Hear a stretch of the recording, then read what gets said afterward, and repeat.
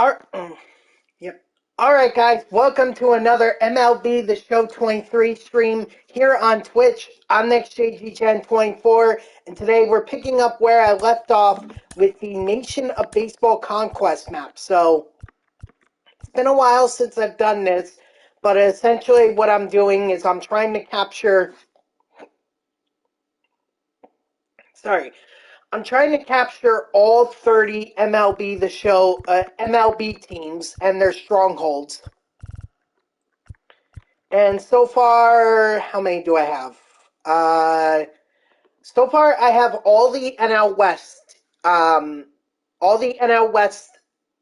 teams, and I even have a few AL Central, AL West, and NL West program or strongholds, or I'm sorry, NL Central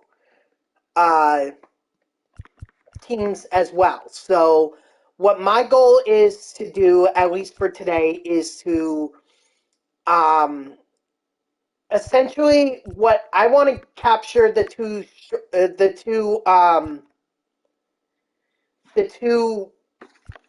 strongholds that remain in the AL West. That's the Texas Rangers and the Houston Astros. Why I'm going after them? Because if I complete them, then if I look over at my thing here, let's see. Come on. Here they are. So you can see I have I have two NL Central teams. I have all the NL West. There's only two more teams of the AL West that I gotta get, and my reward would be an 89 overall Dennis Eckersley. Not exactly gonna be usable, but these core cards do count towards the core collection, which is important, especially if you're going for that 99 Seager or that 99 Ozzy Albies. So, that's it. It's a good idea to go ahead and do this map, even if you don't really like Conquest. These are free cards that you can earn. These are free cards, so you don't have to pay for them. You just got to go get them. So that's exactly what I'm going to do. I just took over the Royal Stronghold, and I'm going to make sure that they cannot possibly get their stronghold back. Because if they do that, then I got to redo this whole thing. And I would be extremely annoyed if I have to do all of them. Now I see here that the Houston Astros just took over the St. Louis Cardinals stronghold. So yeah, that's why it's important for me to yep, see, here we go. They're gonna try. The Royals are trying. Oh, whoops, I didn't mean to do that. I accidentally hit the L1 button, which I didn't want to do. Alright, and I also have my lineup full of guys that I'm using for the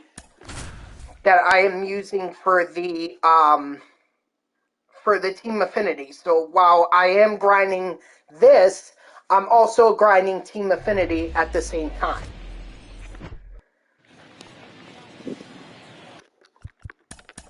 Honestly, I hope next year when they do this, if they do this, once you capture a team stronghold, they should not be able to attack anymore.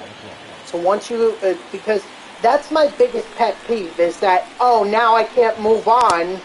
I can't move on because I've got to beat the Royals from taking over my stronghold. The good news is that the territories won't be able to attack for long after you take their strongholds. The only problem is that they do have those 3 territories that, or if they have territories with more than with 3 million fans or more on it, then yeah, they're going to attack. So that's why I'm saying next year they need to take that out. Strike 3, sit down. Ow. And it's really not that big of a deal. It's just a pain in the butt to do it. Just a giant pain in the butt. It really doesn't help out with my team affinity grind either. I want to be on All-Star, but I got to play this on. I have to play this on a Hall of Fame which means it's not going to be easy.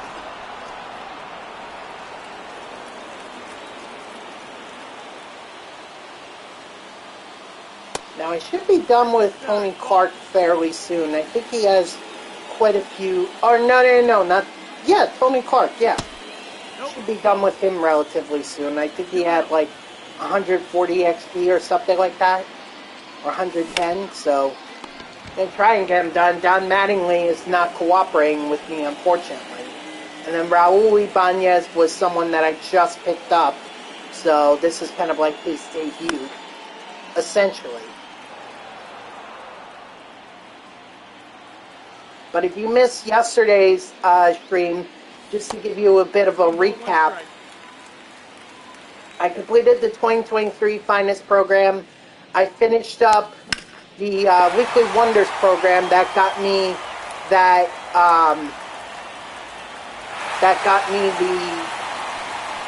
weekly or that Finest pack. All right, so we're gonna do Tanner Scott.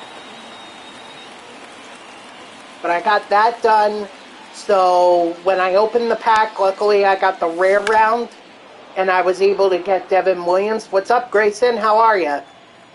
And with Devin Williams, I was able to get, that Finder Keepers collection done. So I have Corey Seager, and also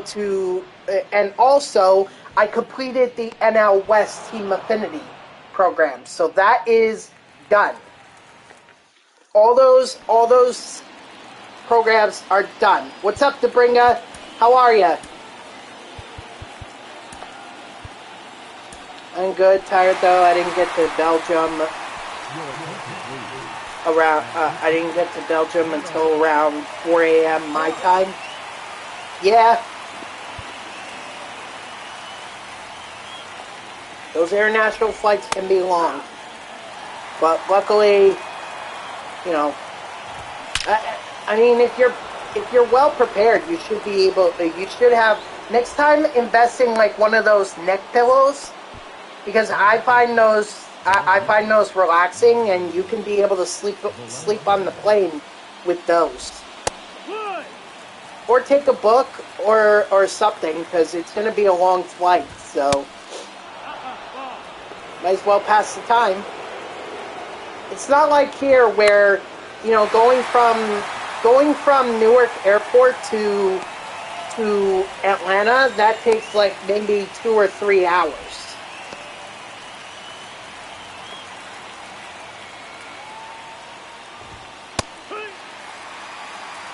It's 0-1. So you gotta make sure you have something to do.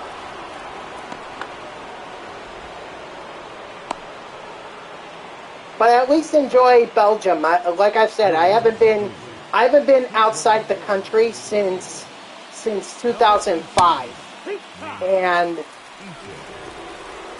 know I'm definitely planning on getting out of the country next year and going to London. But first, I got to get my passport. Otherwise, I'm not going anywhere. But enjoy Belgium.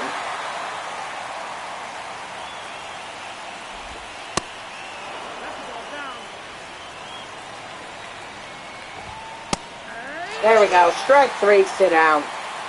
Yeah, someone had a dog on a play and barked the whole time. Ooh, yeah. I think what's the annoying part is when people have babies with them, and their ears pop. So when you get on the flight, so they cry a lot. Yeah, it's rather distracting and annoying. So I totally get where you're coming from with that. Number 18,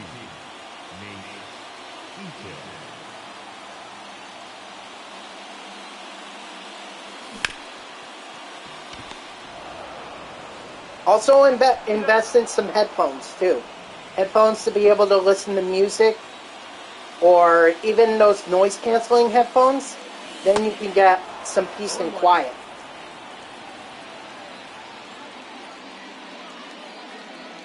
Yep, exactly.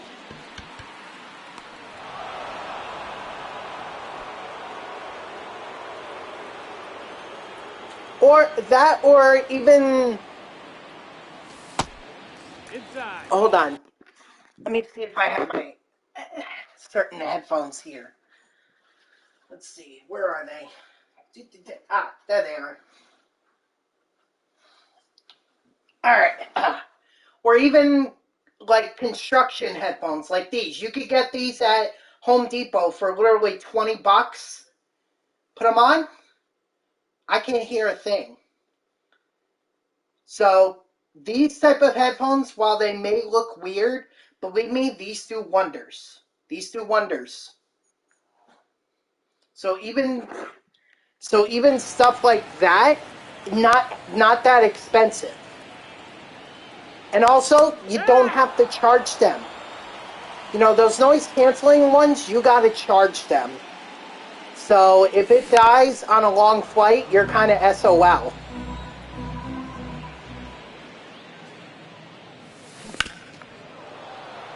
But those takes nothing. Like I said, inexpensive and they work.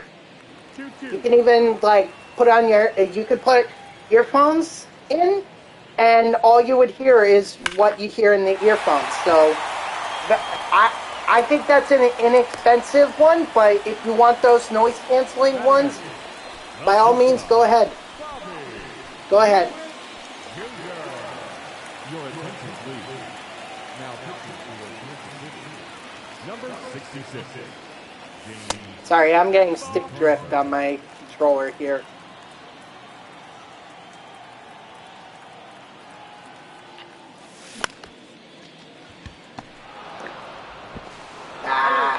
All right. Johan Duran. Is he going to do it? Hopefully he can.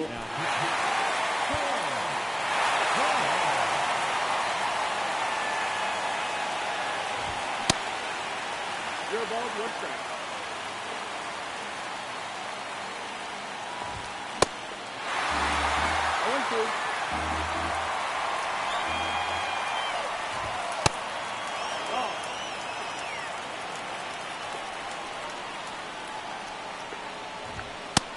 Strike three, sit down.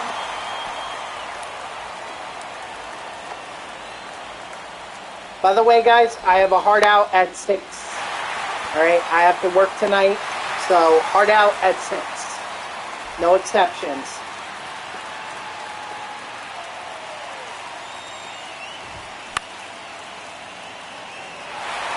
Yeah, it may be a holiday weekend, but that doesn't mean my job takes a break.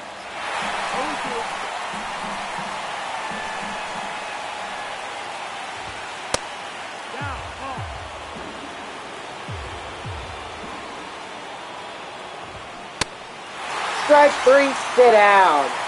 Royals, you are not getting my stronghold. F that. Thank you, Raul Ibanez, for your home run. The only one we actually needed. Uh-oh. Why didn't I get AXP? Come on.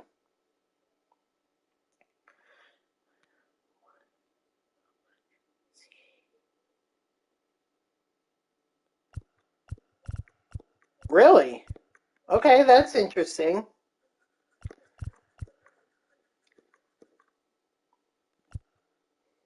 Interesting.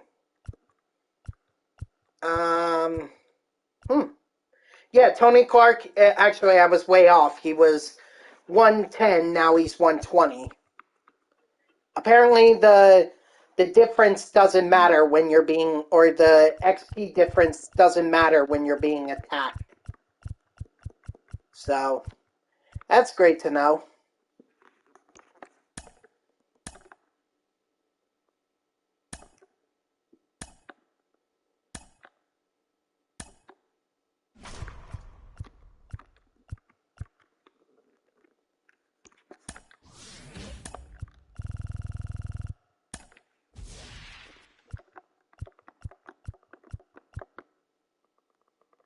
Chicago may... Hold on. Chicago may make a run at me, so... Dang it.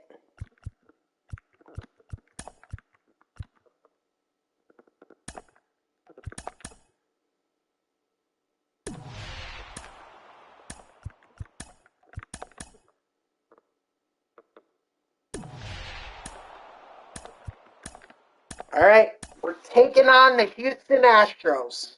But let me remind you that they are not going to be.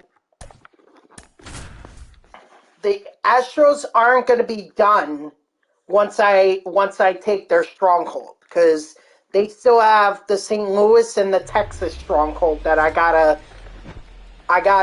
attack in order to be able to stop them from essentially attacking.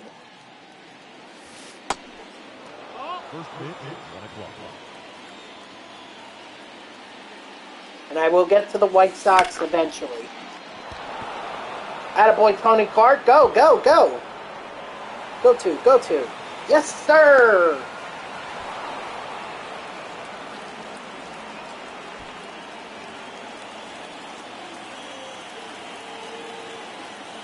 Interesting. The Sony. 1 ball, no strike.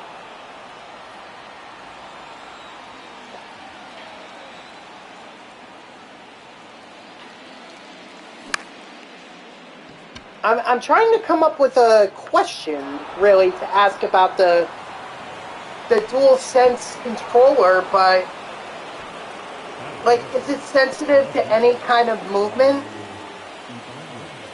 So, like, if I were to do that or do that, would it sense that and throw off my game a little bit? Like, what?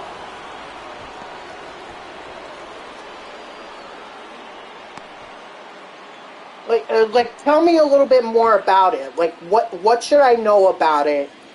How does it help with the how does it help with that with the gameplay? You say low latency and everything. What do you mean by that?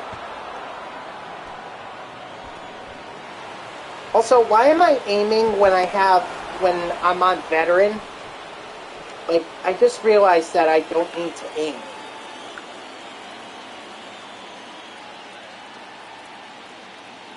Not that I'm thinking about getting one. I don't really want one, but I am curious.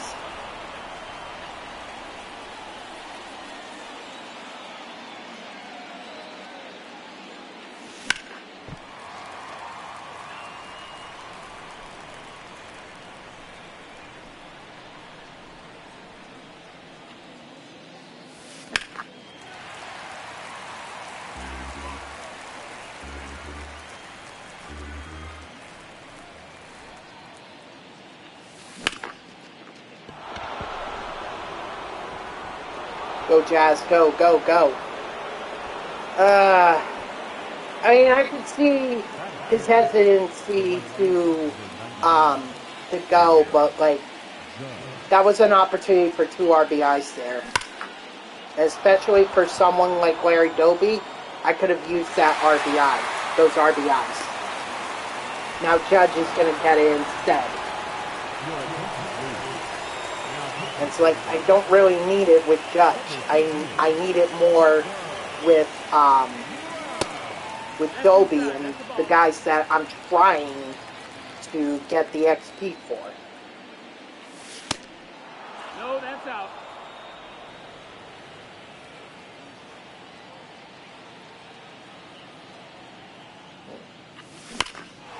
Ooh, Devers! Hot damn!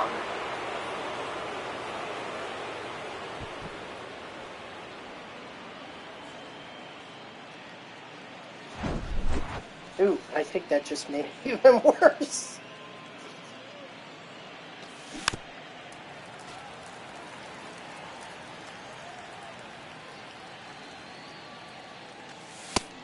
Ball, that's outside.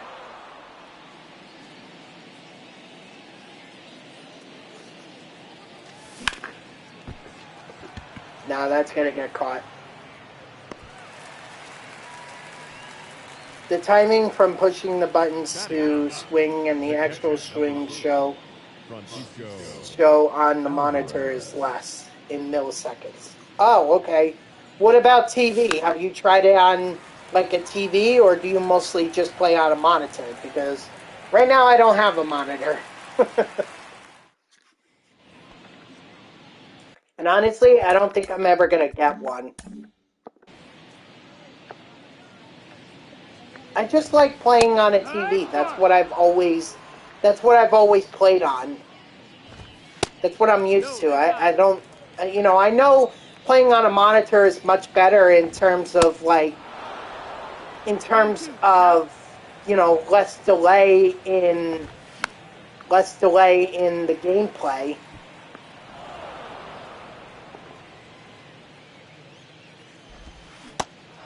Strike 3, sit down. But to me, it's like I've been playing on a TV all my life, so it really doesn't make sense to me to get a monitor. No, that's outside. Ball. It's kind of like the pitching motion that they introduced in MLB The Show 21 or 22, where you basically had to follow the. Hold on, I'll look it up. You know, I think you guys know what I'm talking about. 1 ball, 2 strikes. Strike 3, sit down. Oh, I'm sure I would be. It's just, and also it's like. I guess my biggest concern is hooking the things up. Like, is it more complicated hooking up a monitor or a gaming console to a monitor, or is it easier? The first base is number 23, John Mattingly.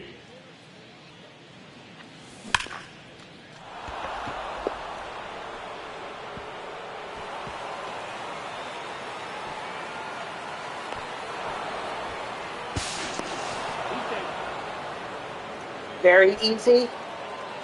All right. What about setting as wow? What about setting up a monitor? Is that any more complicated than setting up a TV? And also, can I hook up older gaming consoles to a monitor? Like, could I hook up my PlayStation 2 or my PlayStation 3? You know, where they have where they don't have the HDMI ones. They have the red, white, and yellow, or the red, yellow, and white cables. Because I don't know how to tune that from or I don't know how to convert that to HDMI, unless there's some kind of converter for that. Which, at this point, I wouldn't be surprised if there is one. Because right now, the screen that I have, or the TV that I have right now, this TV can do both. It can play on both HDMI as well as it's called Comp.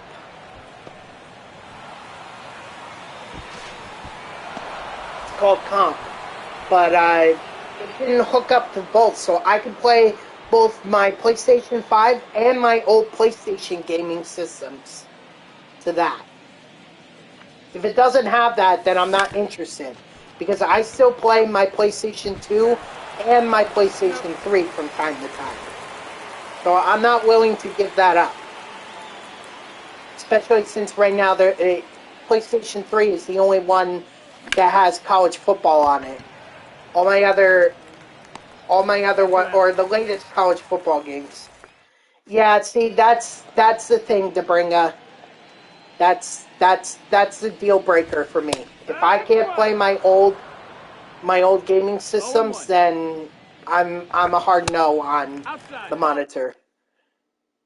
Who would you pick in events, Temra?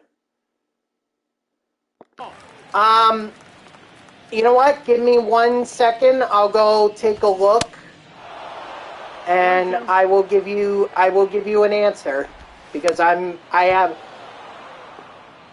haven't seen the rewards, so I don't know. But give me 1 second, and I'll get right back to you.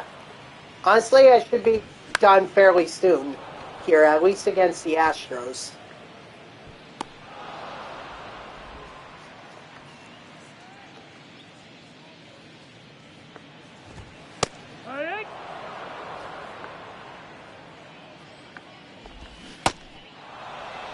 balls, 2 strikes.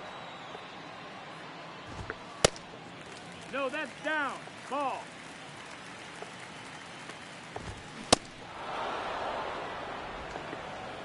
Maybe, I know Debringa has been playing the event, so maybe Debringa wants to tell you, has an opinion. Debringa, do you have an opinion? No ball, 2 strikes. 10 event reward pack. What would you choose? Strike 3, sit down.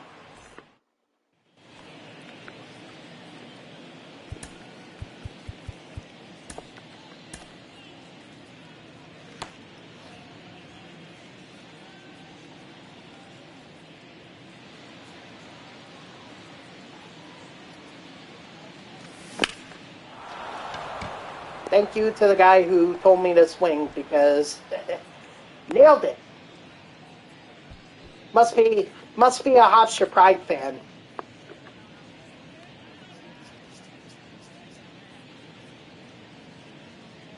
Steal! That's the ball. 1-0.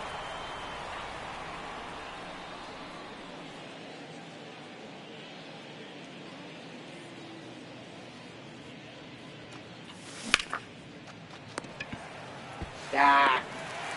Well, that's alright. Francisco Alvarez doesn't need the XP. It's more the first 8 guys that need, well, first 5 guys, the next 3 guys after that kind of don't need the XP, but they would definitely help with the team affinity grind. Ooh, that's a pretty long throw. Dang. Well, I think Tony Clark is about done here. He should be. Ball.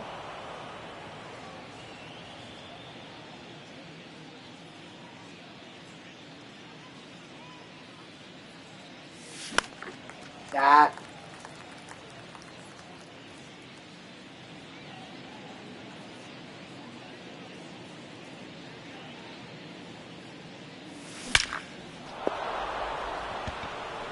Attaboy, Mattingly. Now get to second. Hurry. Ooh, that was close.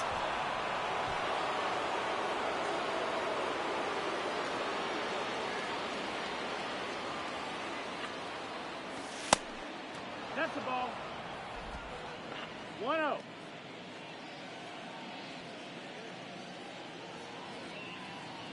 Who's my favorite NASCAR driver? All time or currently? Because my answer differs with the with those questions. Ladies and gentlemen, your attention please. Now pitching for the action. All time and current. So all time, Jeff Gordon, easy. My current favorite is Shohei Logano. I'm actually named after Jeff Gordon, and my birthday coincides with the Daytona 500. So, you know, basically, I was from minute 1 of my time here on Earth, and I literally mean this. I was meant to be a NASCAR fan. I mean, I think my father had plans that I was going to be a NASCAR driver. But all those, I never even raced go-karts when I was young. And then when I did, I ended up crashing multiple times. So I was like, yeah, racing is just not in my blood. Talking about it, that's it, my bread and butter. But actually doing it, that's just not in my wheelhouse. Ball high. Kyle Larson's cool. I have nothing but a lot of respect for Kyle Larson. I mean, you know, that whole... You chose Jose Ramirez, but I'm actually not hitting well with him. Okay, so... Debringa went with Jose Ramirez, Grayson, strike 3, sit down. And honestly, that might be my pick, too. Although you're saying you don't hit well with him.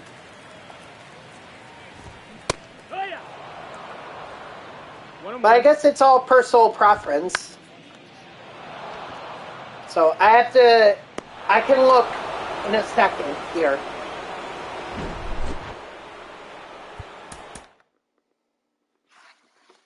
Don Mattingly with 2 doubles, 2 RBIs, 3 runs. Yeah, this had to be a good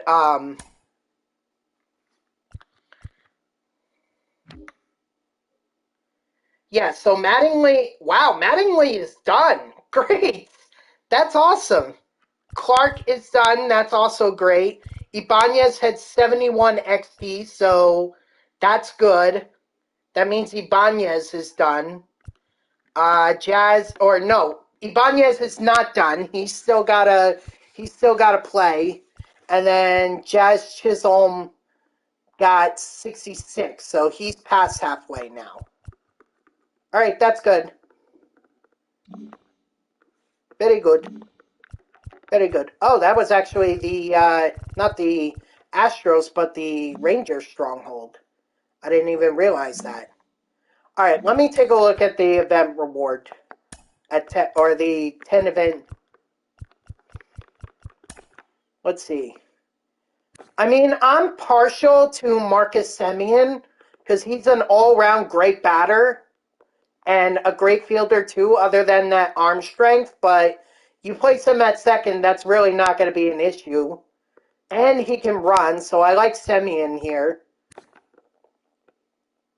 Jose is honestly not as good as I thought he was going to be. Honestly, his set 3 card might be better.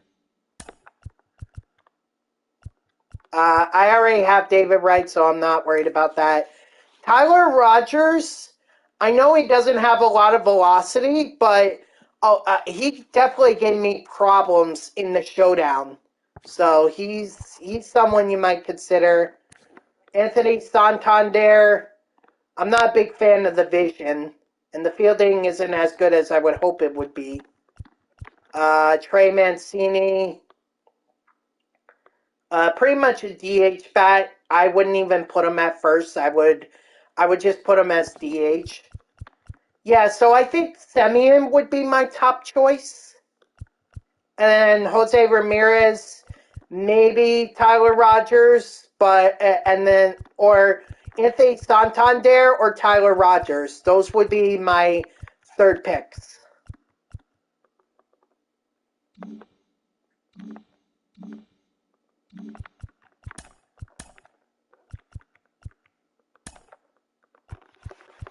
All right.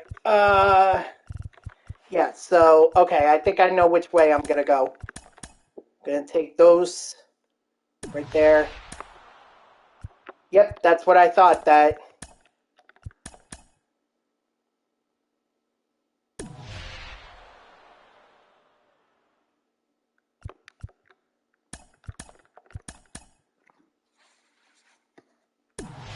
Let's see. No? Rangers aren't going to come after me. Wow. Okay, that's interesting. I really can't see, so... But I think that's where I'm going to stop.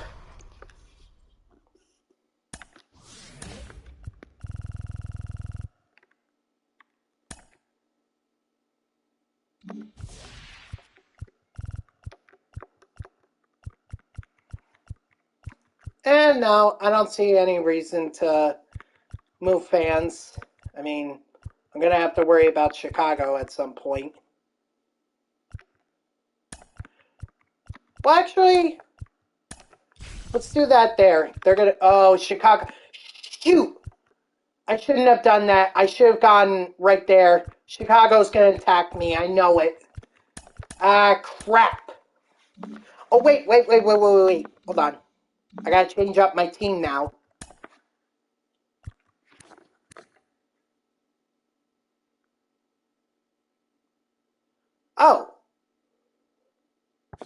Oh, Larry Doby was done a while ago. So what? It was... I'm bummed when it comes... Completed everything, including VR, no new content until Friday. I mean, you can always play... You can always... You can focus on Parallel XP your guys.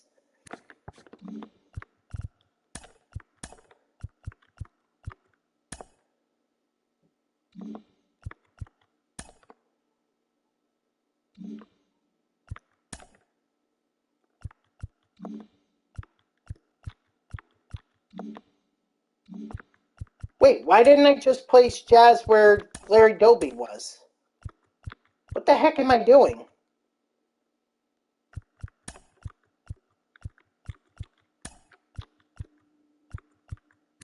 Tony Clark is done. Raul Ibanez needs to keep going. As Don Mattingly is done.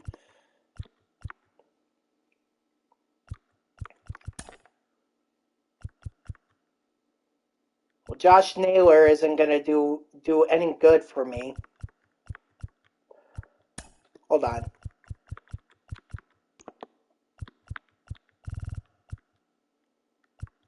And there's no reason to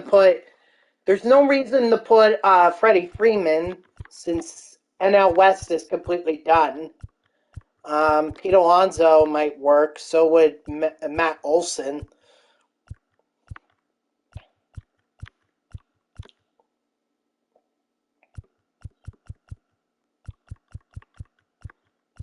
I really don't want to do Torkelson or Noda.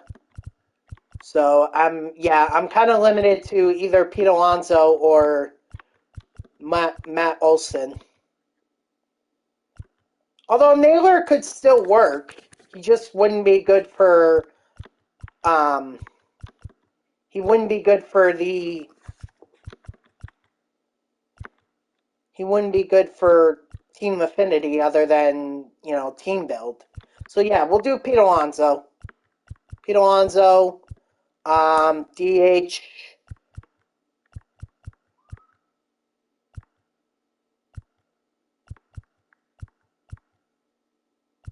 DH, who we doing? No, not. We could do Trey Turner. Trey Turner has been fairly good.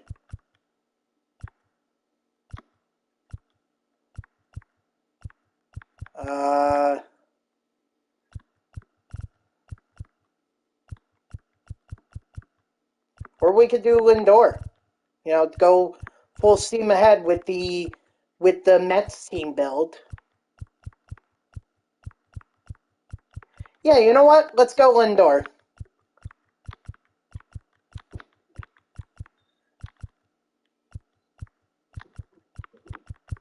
Alright, so now Jazz needs to be here.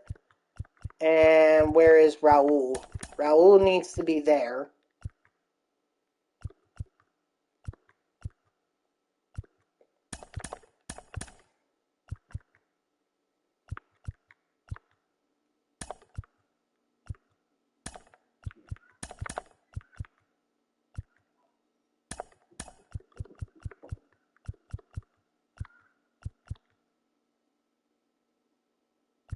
What the heck? That was weird. Anyway, so yeah, let's keep working. Let's keep working on. Actually, if we're gonna do, should we place Trout here instead of you're selling for layover and now I'm at 90,000 subs. Just use it. Yeah, exactly, dude. Listen, I wasn't lying when I said that your duplicates are very can make you a lot of stubs. So absolutely do it. And you know what? We'll just leave it as is for now. Keep working on the Mets. I mean, my stub count should back me up on that. I mean, look, I have over 800,000 stubs. 800,000. And just to show you, like, some of the packs you could get, I'll go just by playing Conquest. Look at the rewards for this. You get a Diamond Duos bundle, which is 3 Diamond Duos pack. You get and then you could actually get 2 of them, so that's 6. You could get 5 show packs, 10 show packs actually, up 20. So you could get 20 show packs and 6 Diamond Duos pack just by doing the Championship Series map. If you haven't done that yet, those rewards are waiting for you, not to mention whatever else is there in the map. So I would absolutely do these maps. Even the Movember one here. You could get a show pack, a Diamond Duos pack, 5 show packs actually. So you get six show packs, a Diamond Duos pack, and you get 5 Ballin' is a Habit packs, which at least guarantees you a gold. Those golds, if you get duplicates, even if you don't, even if you just quick sell them, you get enough of them, they could give you other subs as well. So I'm telling you, Conquest is the way to go. If you want packs, and packs are gonna get you the packs are gonna get you the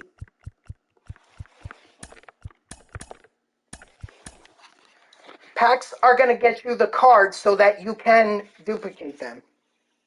Good. Good, good, good. I'm glad that that Ohio State lost. I can't stand Ohio State fans. Well, some of them. They're just obnoxious. And like I'm tired of Ohio State winning all the time. So it's good to see that they actually can't do anything against Michigan. Well, if anything, that, you know, I don't see Ohio State dropping far. They may be 6th in the playoff rankings, which means they'll still get in.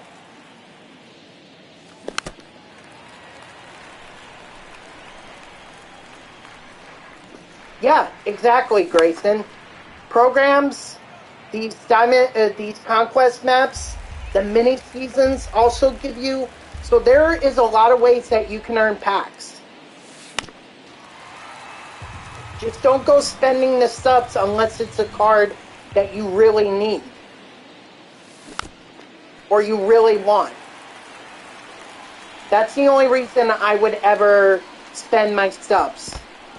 Because then I don't have to even buy the packs to be able to get it. I could just put in a buy order on the marketplace.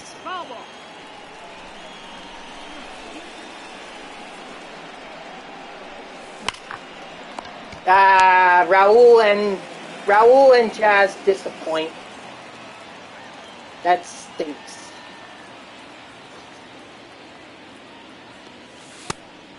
That's the ball.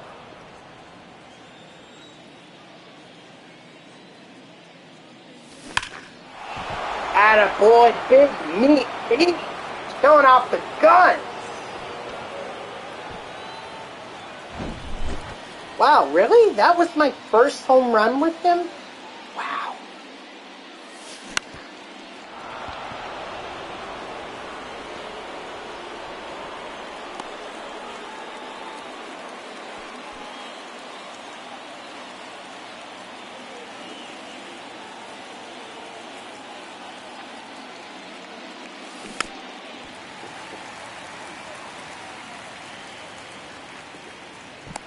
He's in there.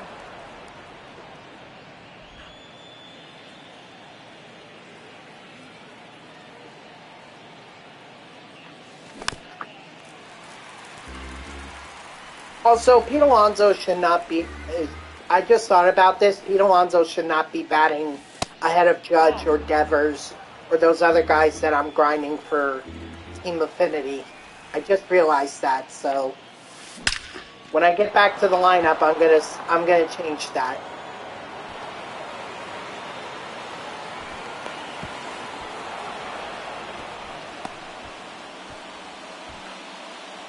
Like, Lindor helps. Lindor is good. He counts for the Team Affinity, at least for the bosses. Well, and more than just being a Mets player, he's a boss for Team Affinity.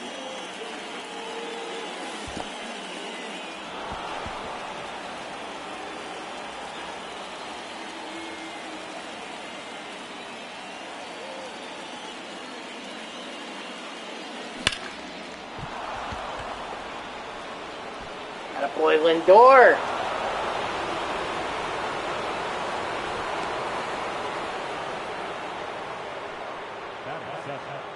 the second baseman, Jose Altuve.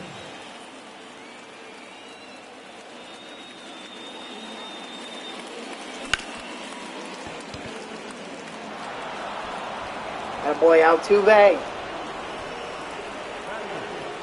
The pitcher, Bobby Witt Jr. Sorry, I actually posted this on X about a potential trade between the Mets and the Padres, and this is the only trade that I would give up Pete Alonso in if it takes and a prospect if it takes to get Juan Soto here.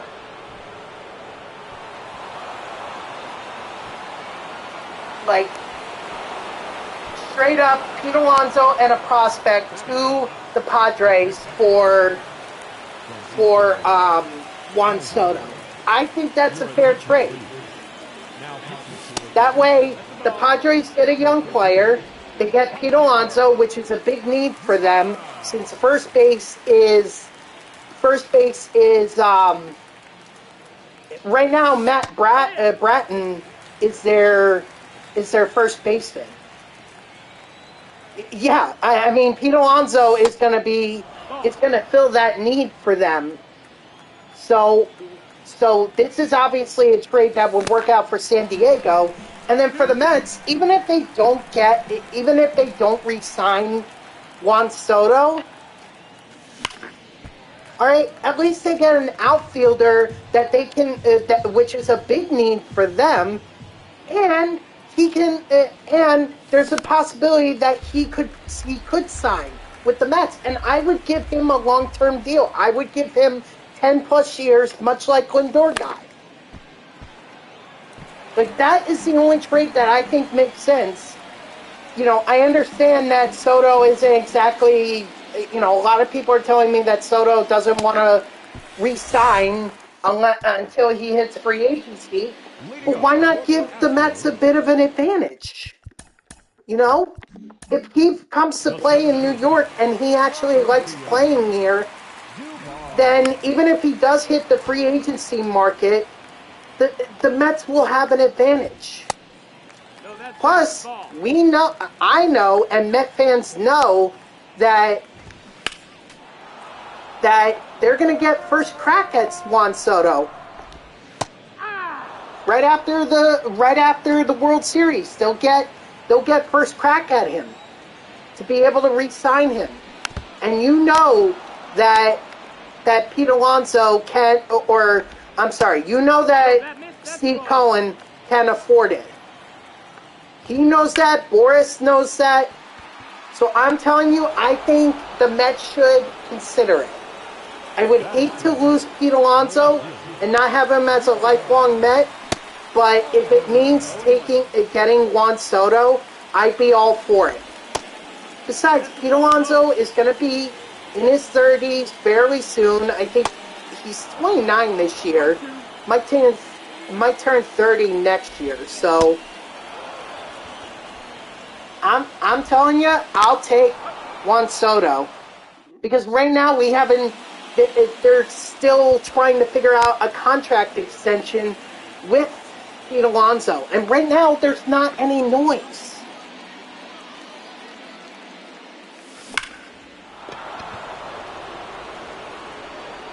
Nice, Chaz. So all these, like, why can't, and who knows, maybe we can get both. Maybe Pete Alonso absolutely hates it in San Diego. At least we know that Pete Alonso wants to be in New York. We know he wants to be here. So even if we ship him off, we know we're going to have an advantage when we re-sign him in free agency. We can do it. It's going to be expensive, yeah, but if we could get both Juan Soto and Pete Alonso, this team is deadly. So I am all for that trade. It's not like we're shipping him off forever. Now, if Pete Alonso signs a long-term extension with the Padres, although, honestly, I think I have a hard time thinking that's going to happen.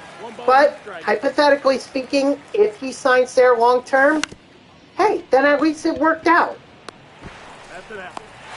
It worked out for him. He gets his long-term extension, and he's a Padre. So good for him. The only issue is if we don't re-sign Juan Soto. No ball. 1 strike. You know? If we don't re-sign Juan Soto, that's the only downside to doing the trade, is that not only would we lose Pete Alonso and a prospect, but we would also lose Juan Soto. But you gotta take some risks. Any trade is a risk when you think about it. But I think this is one the Mets should at least consider. David Stern said he's looking at all options. All options are on the table, so why not, you know?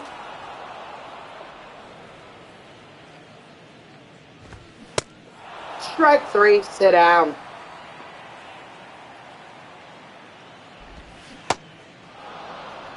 Oh, 1. 0-2. But you tell me, am I being nuts for suggesting that kind of a trade? That's the ball. Machado and Tatis? I would not trade Pete Alonso for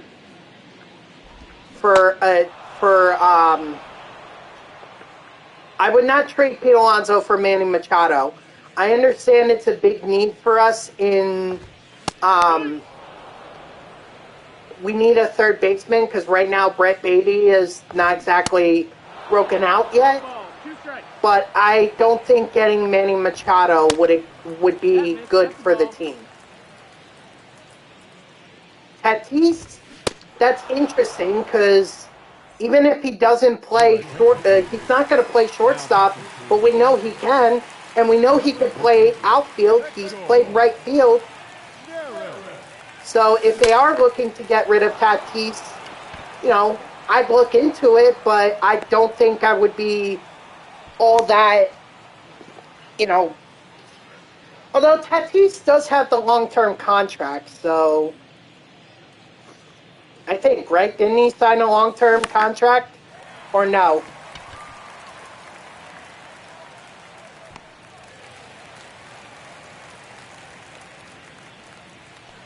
Not to mention, Tatis has some history with the Mets. Fernando Tatis did play with the Mets. He did play with them, so having his son play for the Mets as well might be worth looking into.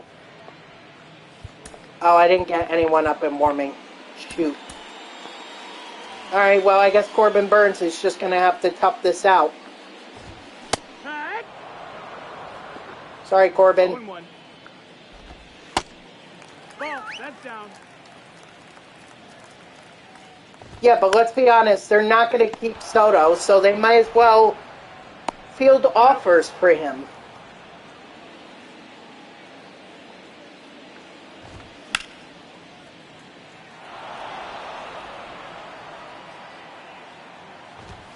Tag 2.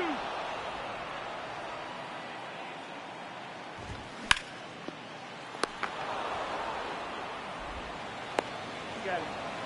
Yeah, I think it works. I think it's fair. I think it essentially satisfies both teams. I mean, if the Mets don't end up signing Soto, then yeah, it doesn't work out for them in the end. But at least gives them a chance to let Soto play in a Mets uniform and see if it's even something he wants to do. Because right now, we're assuming that Soto is going to be a Met because Cohen's going to throw money at him. At least by doing this trade, we give him a year to be able to figure out if he even wants to play for the Mets. We know Pete Alonso wants to play for the Mets, so we can always bring him back in free agency if he decides not to sign with San Diego long term. And honestly, I don't think he's going to sign with San Diego long term because San Diego right now can't afford it. or they can't. They certainly can't afford. They can't afford Pete Alonso right now. So, people, in my opinion, people need to stop hugging Pete Alonso and saying, "Oh, he'll never be traded. He's never going to go anywhere else. He's always going to be a Met." Like, come on. That was the same mentality with Tom Seaver. Look what happened.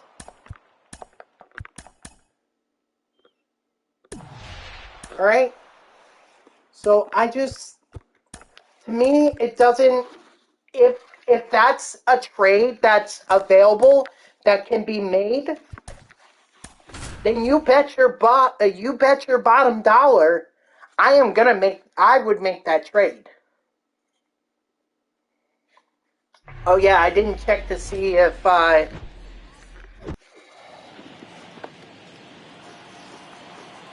any progress was made. Jazz might already be done.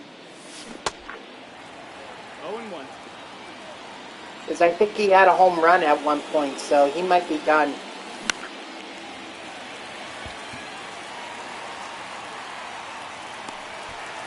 Ultimately, this is about being fair and benefiting both teams. They don't have to worry about Juan Soto re-signing him, because clearly they've already tried, and it's not working. They're not going to afford him. They're not going to afford Pete Alonso either, not unless they make some trades there, and they decide they want to run with Pete Alonso.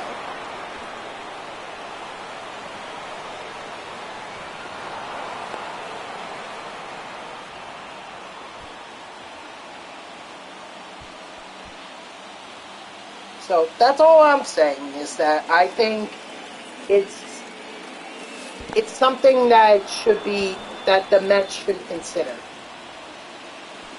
Believe me, I want Pete Alonso to be a lifelong Met myself. I do. But if it takes him and a prospect to be able to get Juan Soto, then I'm sorry, Pete, but business is business. At this point, I've been through Jacob deGrom leaving New York to go to Texas, so shipping Pete Alonso off for Juan Soto is not. It's not a heartbreak to me.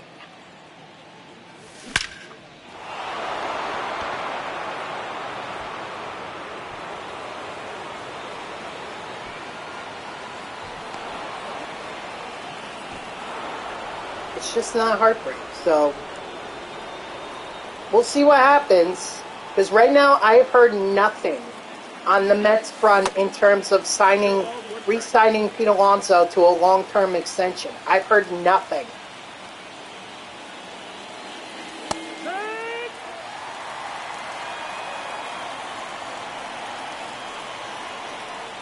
I want to hear something, but right now I'm not hearing anything.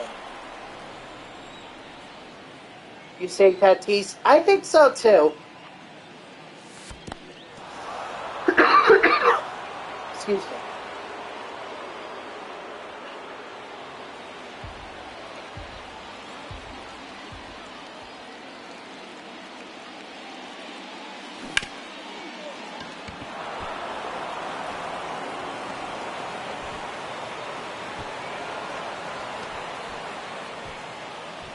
But I'm going to let David Stearns do his work. He just better know that if he trades Pete Alonso for anyone but Juan Soto, that's not something that a lot of Met fans are going to be happy with. He's already kind of facing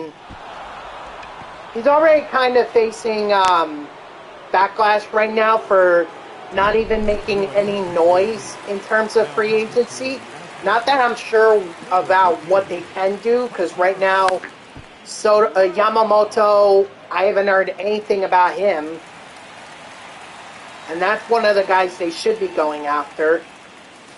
I've also heard that they might be looking into a trade for Glasnow from the Rays, but again, I haven't heard anything since, so I think the inactivity on David Stearns' part is getting kind of worrisome, but we aren't even into December yet.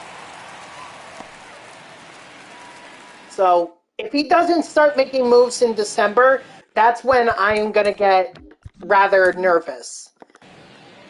But I think we're going to see a lot of moves made in December. No balls, one strike. I mean, think about it. Even in 2021, the Mets signed Chris Bassett. They got Starling Marte, and they got Mark Canha all on Thanksgiving weekend. In fact, in 2021. So I think the door is open now to make some moves. No balls, two strikes. Strike three, sit down. Yeah, one.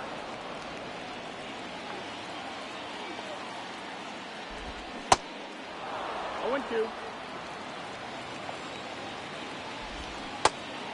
Strike three, sit down. I'm just saying, like, let's see what happens, but hopefully David Stearns starts making some moves, because right now it's a little quiet on the Western Front. And I'm not exactly excited about that. Attaboy, Jazz. Yeah, even if I didn't get Jazz done in the last game, this game I must have gotten him done.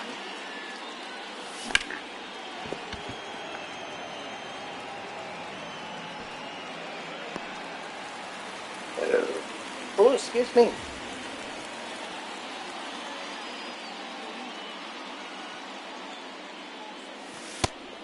Ball.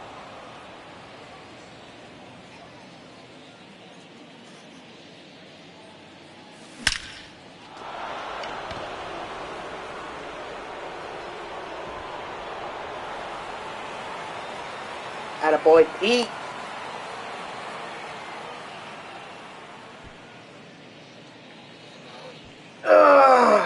Man.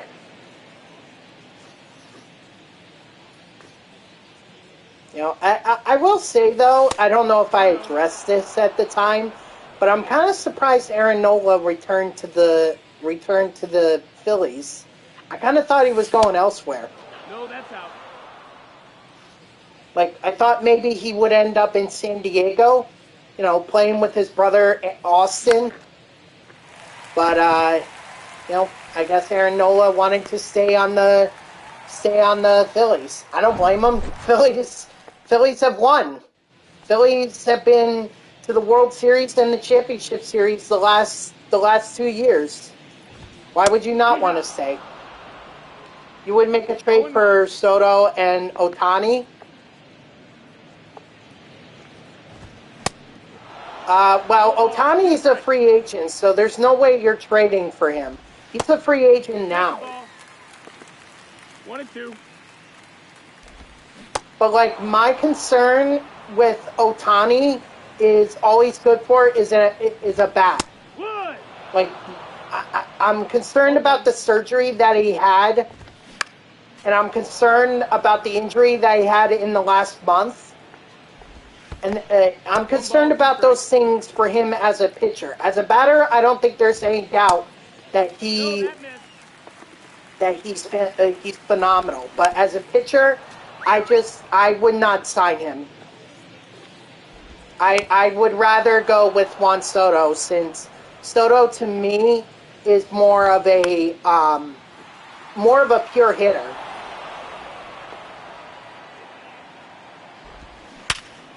Ooh. Hot shot.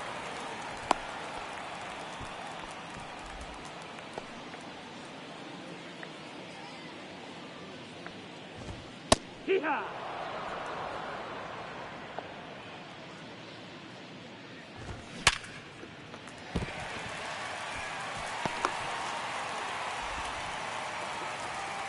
Dang, Jazz.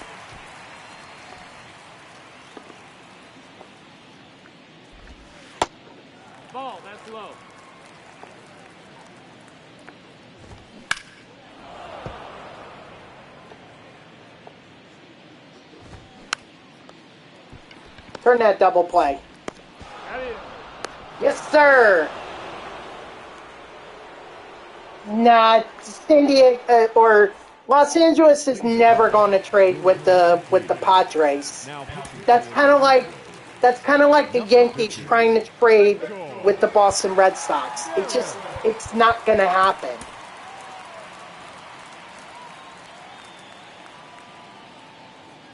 Oh, you're saying make a move. Oh, okay. I thought you were saying make a trade. Yeah, they could try to sign him in free agency.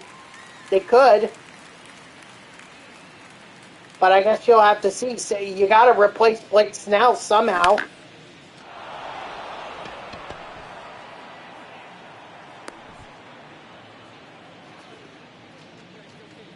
now batting. Sorry, I assumed when I read that that almost seemed like to me that you were suggesting the Padres and Dodgers make a trade. That ball's foul. But no, I forgot Urias can be a free agent. Is going to be a free agent, so I kind of forgot about that. My apologies. Now batting. Ugh. Second baseman, Jose Altuve.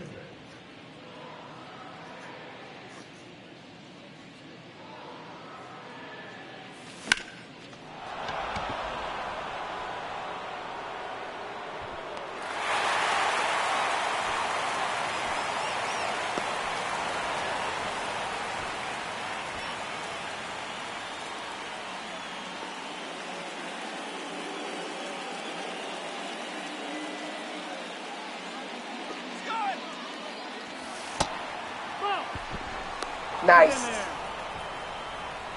More XP for Lindor towards that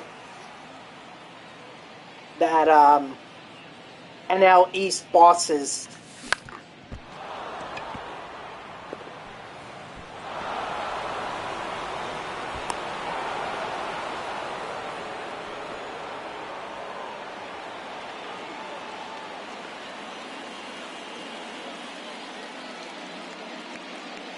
He's going.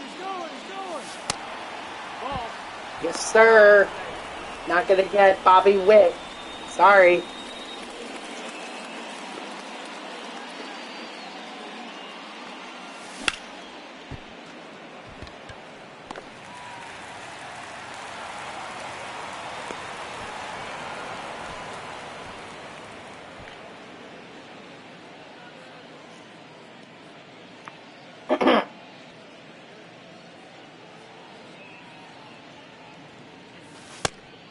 Ball. Come on, Jazz. You may be done, but you can still get some XP for bosses. For the NL East boss XP mission.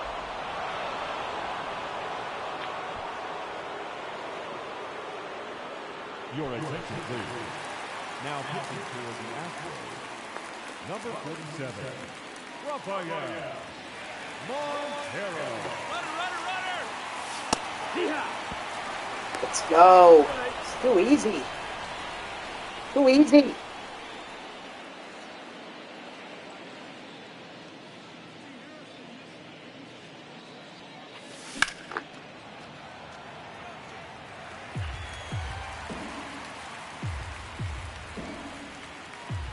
I don't know what the situation is with Raul. 1-2. I should have double checked, you know. Jazz actually, he may, I don't know. He may not be done after all. After all, Raul Ibanez had that home run in the game where I was defending my stronghold against the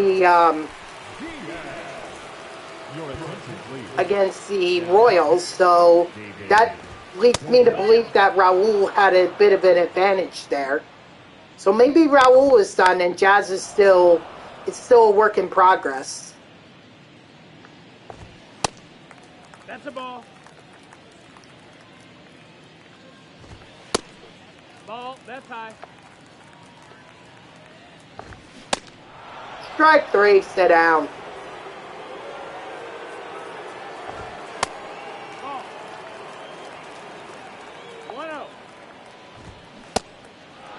1-1.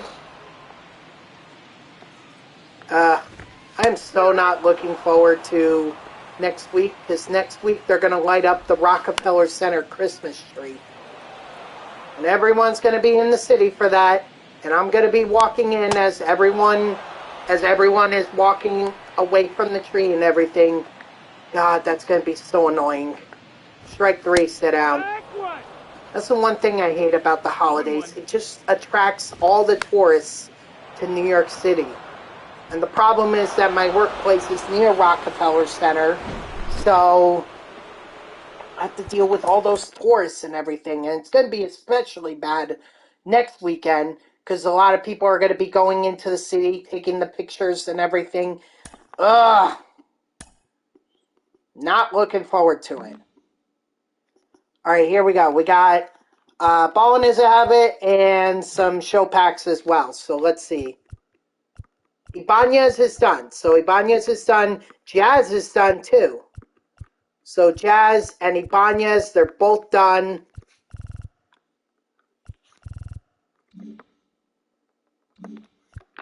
So hold on as I try to figure this out here.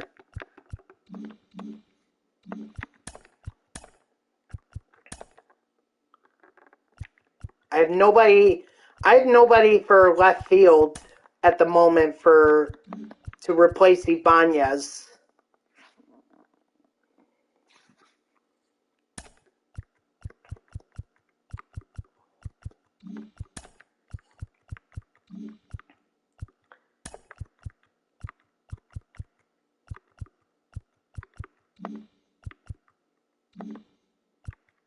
Okay.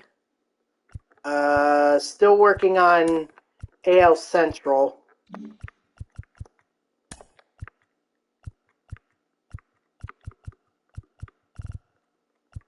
And I don't have Aparicio, so I can't use him.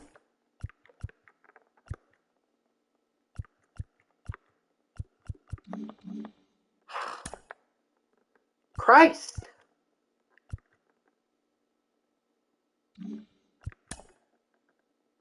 Ooh, I'm almost done with the NL East.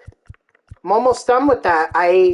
You know what? Maybe I'll do a team build for the NL East and get the NL East done. You know what? I think I'll do that. So here's what we're going to do. Lindor. You know what? No, not Lindor, but Trey Turner. Jazz, Lindor, Spencer Strider. I know I have him. So yeah, let's roll with that. And then as for left field,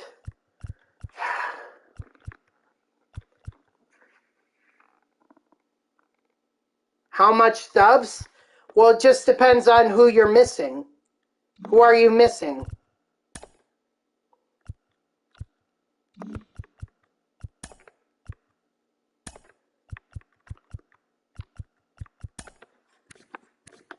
Judge is at least 52,000.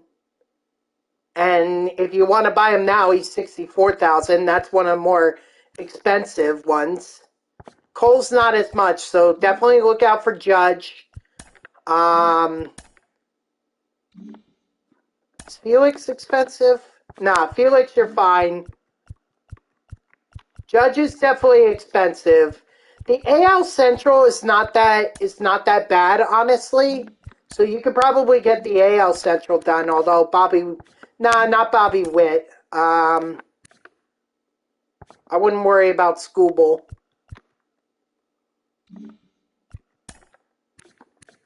Wouldn't worry about Jose Ramirez.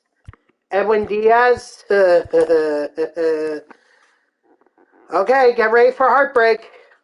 72,000.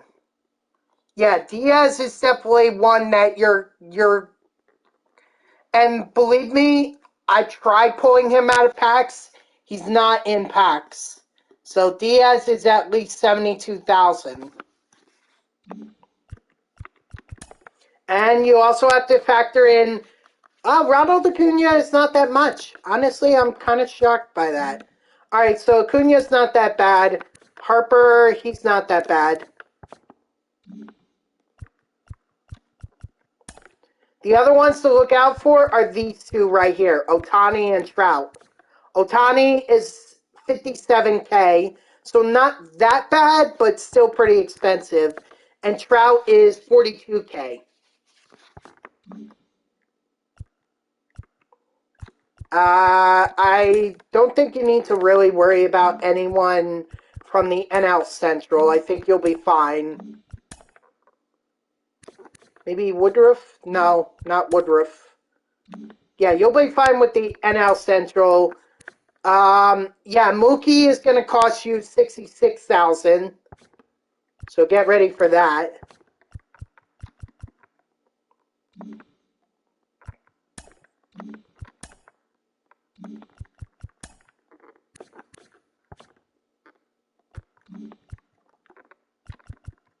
Yeah, so my biggest concerns for you are Mookie, Diaz.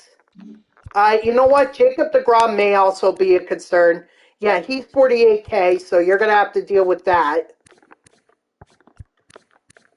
So Jacob deGrom, Ohtani, and Trout. All in all, if I were to do the math, I would say you need at least 500K to get Jeter.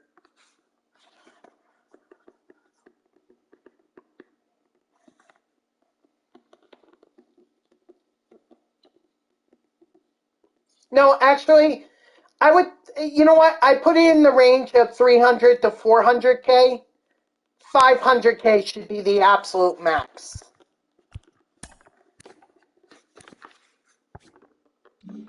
But yeah, Judge, I would worry about Trout and Ohtani, Jacob deGrom, Edwin Diaz, and Mookie. Those are the six that you got to worry about. So, sorry.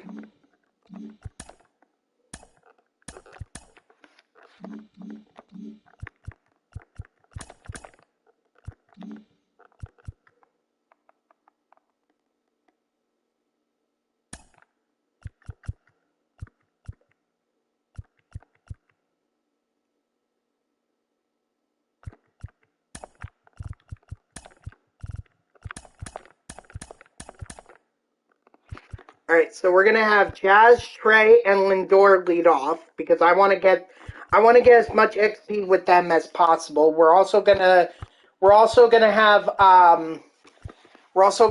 start pitching with Spencer Strider, so I'll actually move him down.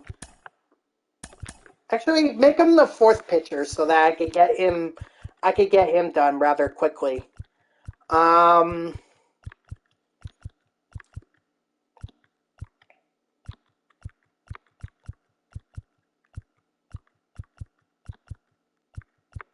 And then I guess we can move up Pinot.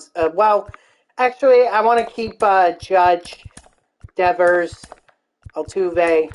I'll keep him that way. Brian Reynolds, he can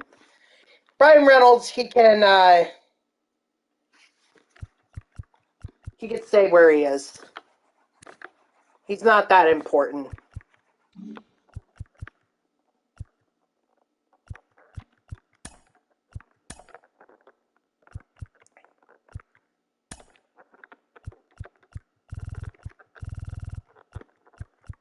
And I'll go for Atlanta at some point, but I think the first thing I need to do is head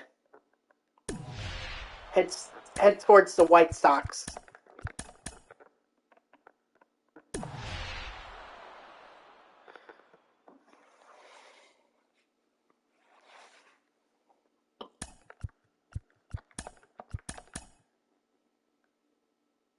That was bad.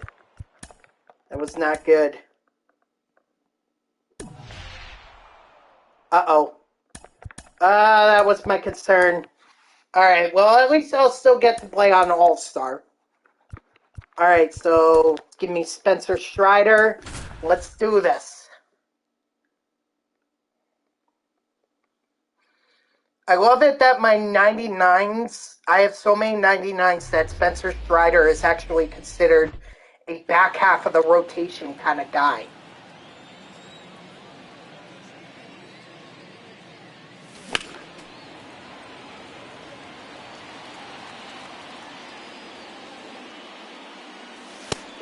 Ball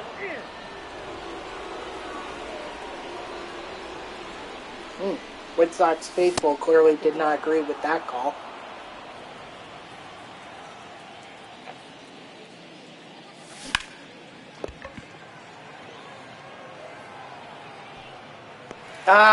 Warning. Just might have been just on the edge of the track there. Dang. Counts 1-0.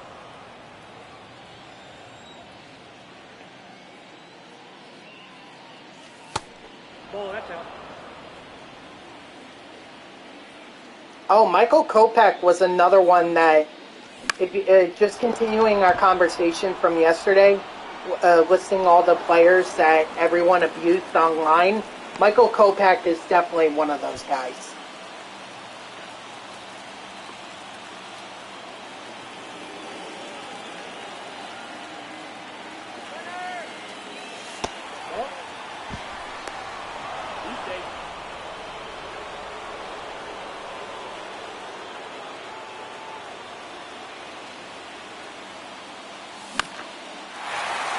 No. No, dang it.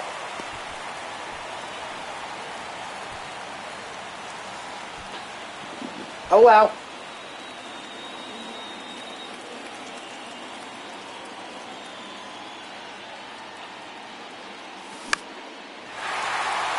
Not helpful, Judge.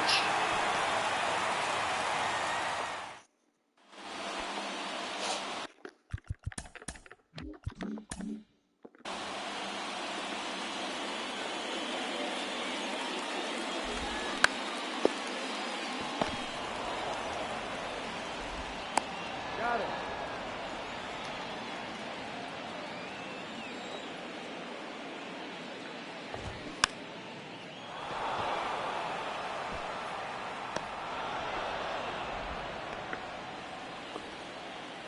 Strider, while you are getting the outs, which is good, I need you to get strikeouts. If you don't have strikeouts, you're not going to earn a lot of XP.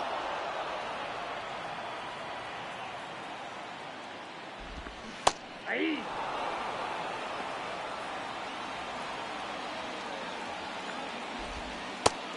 Two balls, two strikes.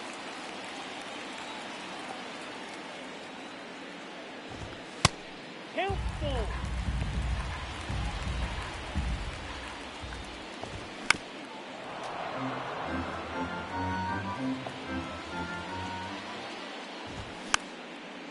Come on.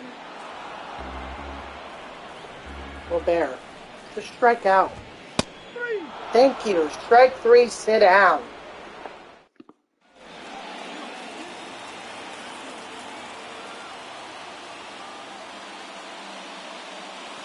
Ball.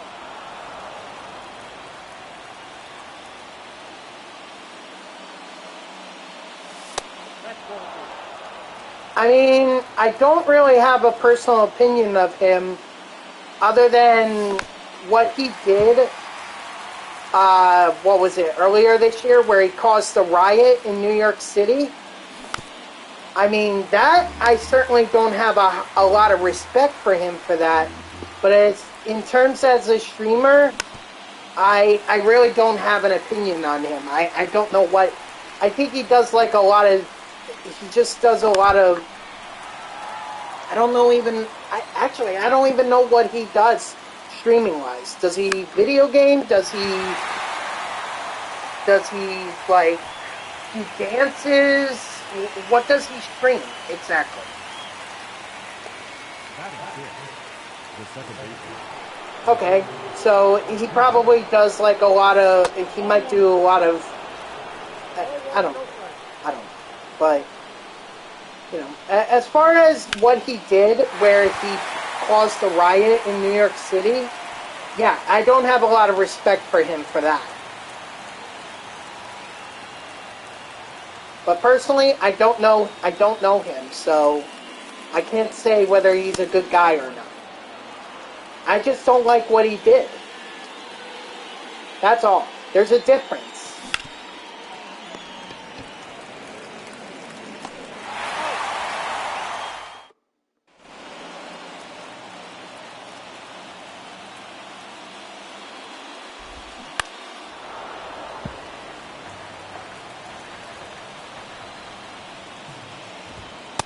So, that's all I'm going to say is I don't like what he did.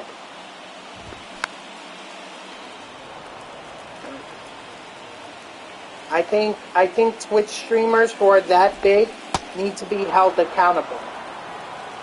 You know, because they do something like that and people get hurt or arrested, you know, then that's on him.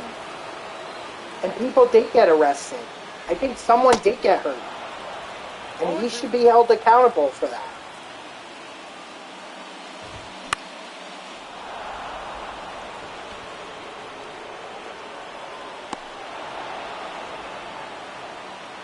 But, you know, as a person, I just don't know. I just don't know him. So, I've never been in any of his streams, and based on what you're telling me that he's a just chatting streamer, I don't think I'm interested in seeing his streams anyway. You know, because if I'm going to see other streamers, I'm going to see them do what I'm doing. I want to see them playing video games, sports titles, MLB The Show, NBA 2K. Like, that's what I'd rather watch.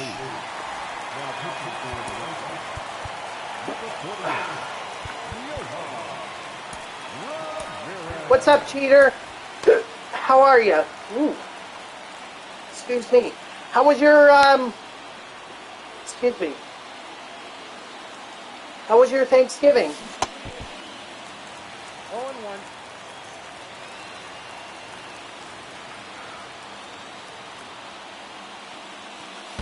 We got 1 ball, 1 strike.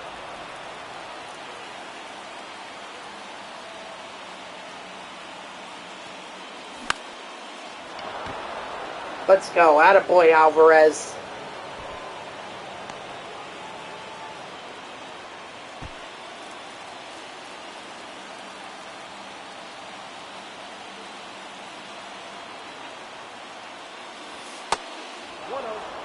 Did you watch that Black Friday disaster? Could you be a little more specific?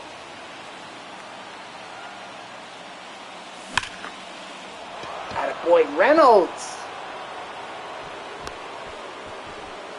Oh, the Jets? Yeah.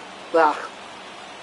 I knew it was over even before the game started. I was like, there's no way they're winning this one. Honestly, I'm kind of shocked that Miami didn't run away with it in the first quarter. Like, all they got out of it was a field goal. Yeah. But see, that's on... A lot of people are blaming Robert Saleh, but honestly, I put that blame on Joe Douglas. That's on Joe. Because he went out and he got Aaron Rodgers. The problem is you had no backup for him.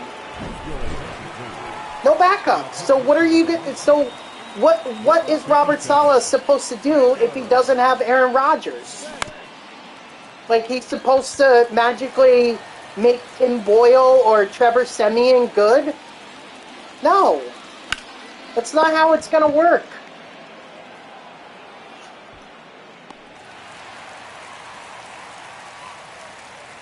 That's not how life works. People don't just become overnight sensations immediately. Nope. And honestly, I don't think Tim Boyle is gonna be anything. I think the Jets are pretty much out of contention at this point. I wouldn't even. I would tell Rodgers he was probably having Wilson as his backup. But cheater, they've had Zach Wilson start for them for 2 seasons. And in both seasons, he got benched. He got benched twice. One's for Mike White. The other time, Mike White. Both times were for Mike White. He got benched both times.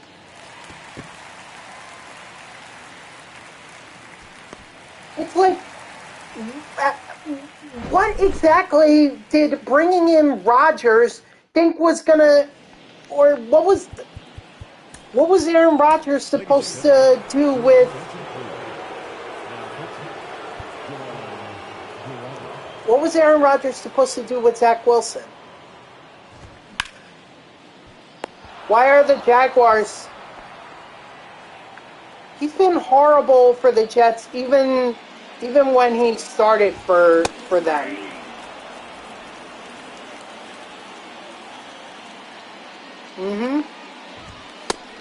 He's nothing but a bust. He may go down as one of the biggest draft busts for the New York Jets in a long time. Strike three, sit down. Yeah.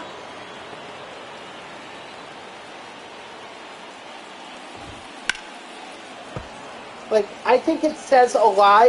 If you get benched 3 times as a starting QB, you're probably not good.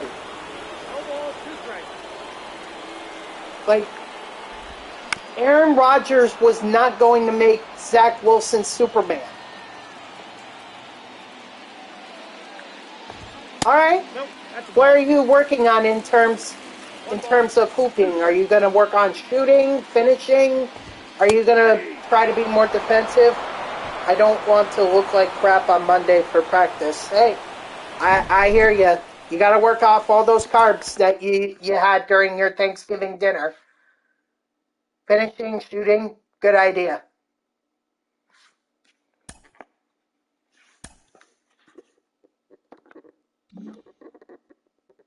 All right, so we got a pack. Don't know what we got, but we got something. Everyone looks like crap after yeah, because you're off. Always having those 2 or 3 plates. That's why that's why you got to be able to limit yourself. You know? Got to be careful around Thanksgiving, especially if you're an athlete. All right, I don't know what I got the packs from. If I had to guess, that's probably the XP reward thing. Man, the turkey I had was dry. Ugh. That is gross. Ugh. That's gross.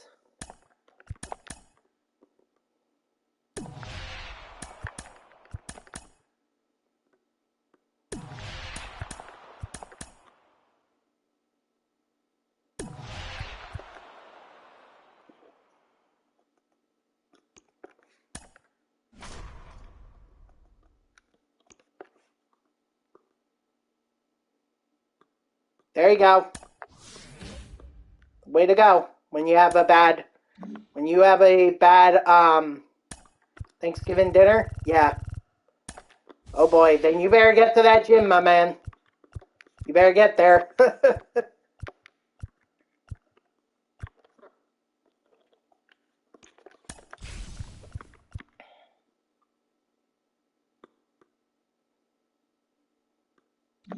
That's still a lot. I mean, oh, hello, Kobe. Open packs. I have 60 of them plus 2. I'll open them later though, because I'm going after the Guardian Stronghold in the Nation of Baseball map.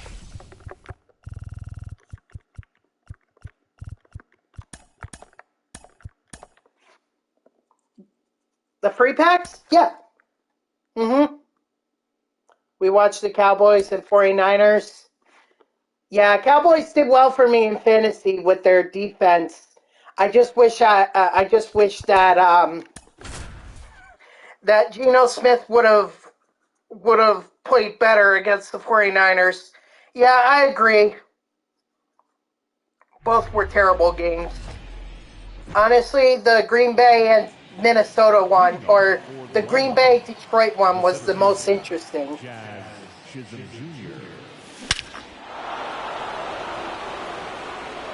That's how you kick things off. I'm sorry, man. You missed a hell of a game, though. Detroit and Green Bay were a great game.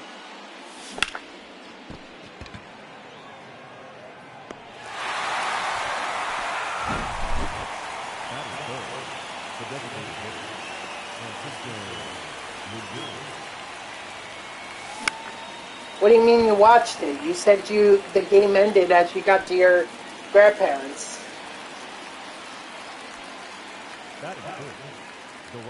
You watched it like on your phone as you were...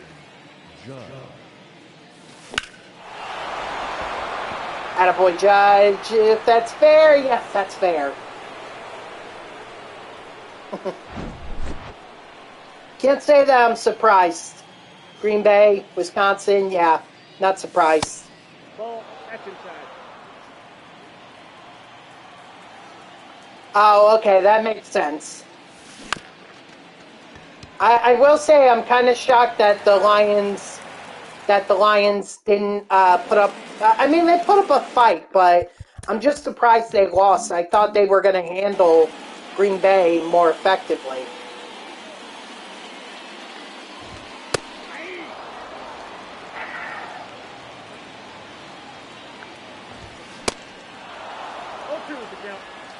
Honestly, I think it's only a good deal for the regular season. Then afterwards, I wouldn't even... After that, once it gets to the playoffs, everything is all on the network, so you can just watch it from there. You don't even have to pay for a subscription. You've grinded your player to a 79 overall. Nice. Yeah, you actually reminded me. I need to do the 2K TV Thanksgiving Interactive, get the VC there. And I also need to, tomorrow morning when I get home, I got to do the Street Baller or Daily Street Baller Challenge. Get that 700 VC. Or 750 VC, excuse me. Yeah, my guy, well, here's the funny thing. I actually ended up restarting, I ended up restarting because I thought maybe there was something wrong with my file, with the my player that I had on the Miami Heat. I thought that was the reason the game was shutting off in the middle of the game. So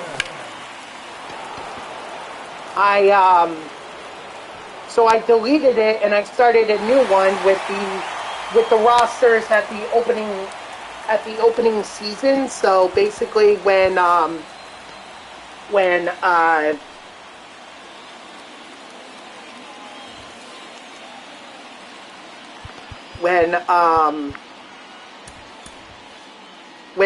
Harden was on the Clippers, so he was no longer on the 76ers.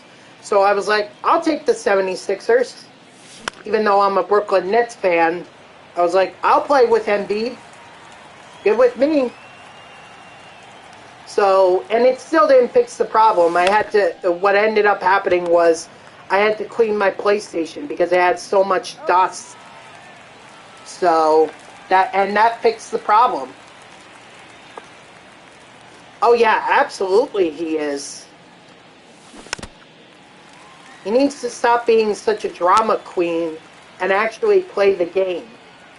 Because he's a liability at this point.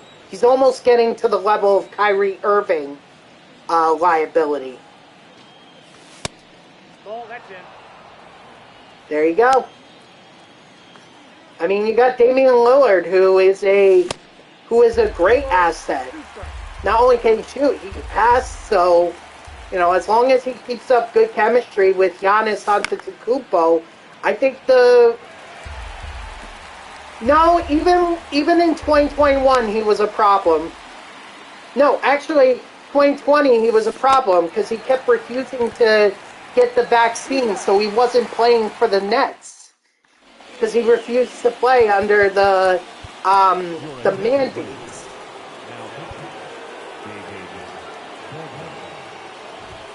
So he was a problem then, and then when the Capitol Hill riots happened, he said, "Oh no, I got to take a break after watching that." You like his Boston days? Really? I thought he was a drama queen even in Boston. Honestly, I thought his best days were with Cleveland. Pre-LeBron James. Other than that, he's just been drama, drama, drama everywhere he's gone. Boston, Brooklyn, Dallas. It's just drama. He's just trouble. Probably that New Jersey gene in him. Always got to start trouble. Yeah, which is funny because he knew no one that was impacted like that, but he was like, "Oh, I gotta take a break. I can't, the Capitol Hill riots were..." Listen to me. I work in media, okay? I know colleagues who were actually there on that day when the Capitol riots happened. And yet, those people went back to work the very next day. Hell, even when the riot was over, they were reporting on it. They had courage. Freaking Kyrie Irving, that was such a bullshit excuse. Leading off for Long Island. And honestly, that's where I lost a lot of respect for him. Okay? He can have whatever opinion he wants about the COVID-19 vaccine, but to use the Capitol Hill riots as an excuse not to play, I think it's BS. 0-1.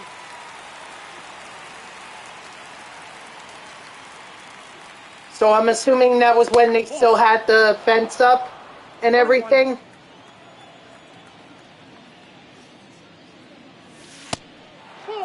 Mm-hmm.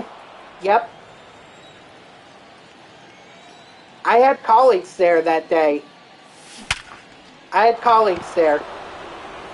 And yet, they had the courage, after what they saw, to continue on with their jobs. They had the courage.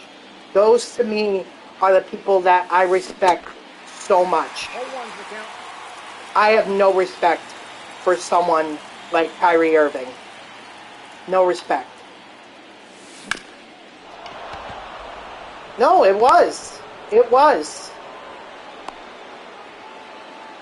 I tell you what, cheater, I have never seen anything like that in my life, and I hope to never see it again in my life, ever again. But sadly, I think it's gonna happen. Because the 2024 election is gonna be that critical.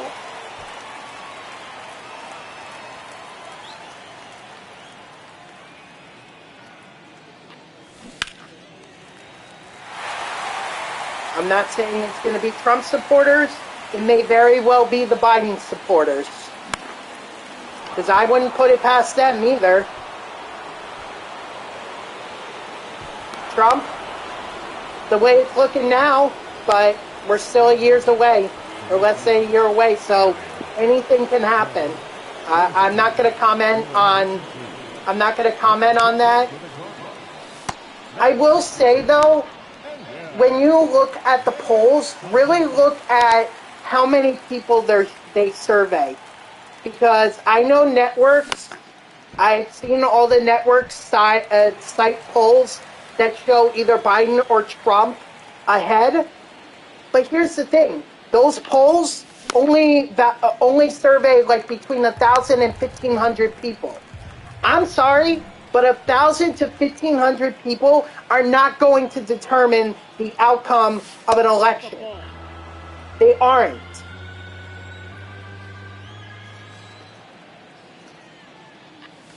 Now, the networks that have the plus or minus and don't have the number that survey, those are the polls that I would tend more to believe. But the ones that survey 1,500 people, I say BS. I say BS because where are those 1,500 people coming from? Where are those 1,500 people? And more importantly, can you show me a state where 1,500 votes separated Biden or Trump from each other? Show me that. No, he's safe. Okay? I can tell you that's not what happens. All right? So, I say ignore the polls for now unless they don't have how many people they survey. And if you want to, and then you can gauge how many, and then you can believe those polls. But the polls that say 1,500, 1,000 to 1,500 people, I say screw that. Their opinions are important, fine, but For the Guardians, the catcher, 1,500 people are not going, and no, absolutely not. And also, neither Trump nor Biden, out of those 1,500 people, let's just say, neither one of them got more than half. Like, that's the thing you have to think about. They were both under 40% in all those polls. Under 40% is less than 750. So it's even less than 1,500 people. Okay? I am telling you, do not buy into these polls. They are BS. He may very well. But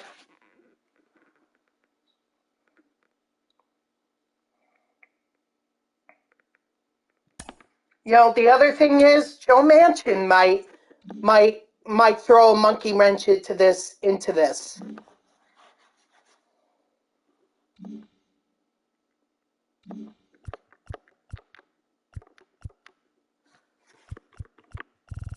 I don't think he's real.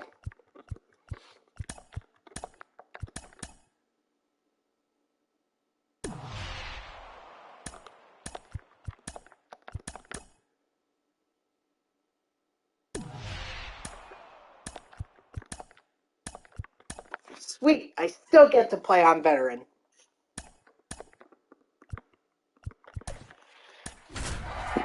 I don't know, but I don't think it's real. Maybe people had bigger feet back then.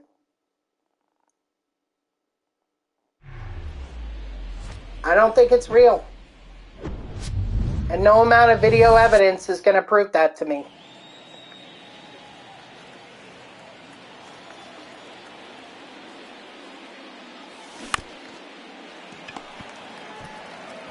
He's up.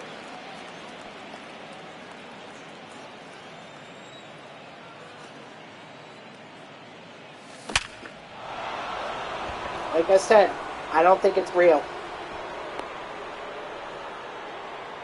But that's just my opinion.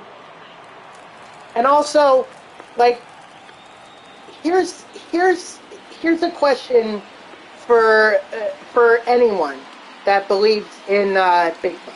Okay, thinks it's real, whatever. Nope, ball. How much would it change your lives if you were proven right about that? Like, let's say Bigfoot is real, hypothetically. How would it change your life? 1-1. Exactly. Bigfoot existing does nothing other than just prove, other than, you know, people get to gloat about they were right. Now, aliens might be a different story, okay? Because we don't, who knows? Who knows with those aliens, you know? We haven't done, there's not a lot of research. There's people that claim that they're real. I don't know if they are real or not. But if they are, that would have a bigger impact on me, because what if a strange alien force decides to come and invade Earth? Then we kind of have to fight for that. But Bigfoot being real has no impact on my life if I chose it to be real, other than if I choose to believe it's real, other than just prove me right. Outside. Like, having Bigfoot real makes no difference at all. That's why I don't believe it, because it makes, even if it was real, it makes no sense. Why is it important to prove Bigfoot exists? Has no impact on my life.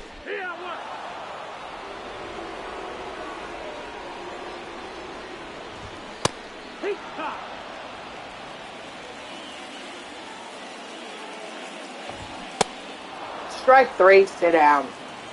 That's all I'm saying. Like, Bigfoot, the Loch Ness Monster, whatever other, you know, Jersey Devil.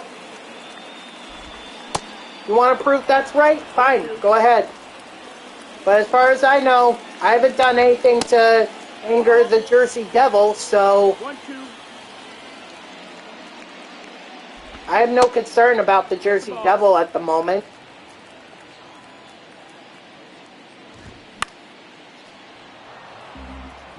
Seriously. Sure, Debringa. What's up? No, that's a foul ball. Strike 3, sit down. Why do I use meter pitching? I have done that going back all the way to MPP Baseball 2004. It's just something that I'm used to. I know there's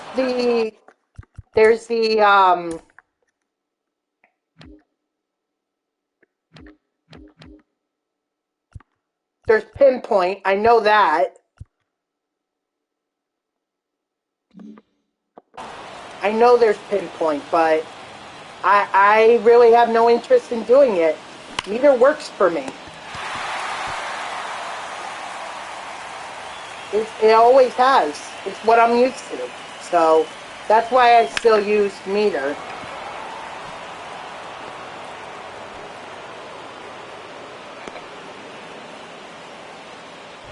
Ladies and gentlemen, your attention please. Now pitching is red. Number 46. Buck. Farmer is going. Let's go.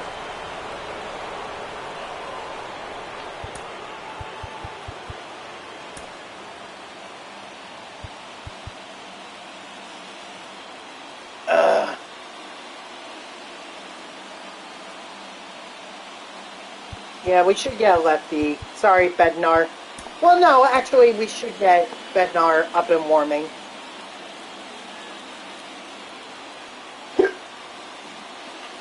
Excuse me.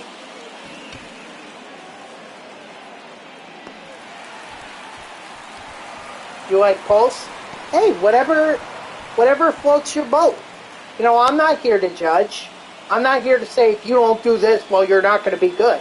No, it's whatever you are comfortable with. It's kind of like player cards that you use in the game. It's all about personal preference. 1-1.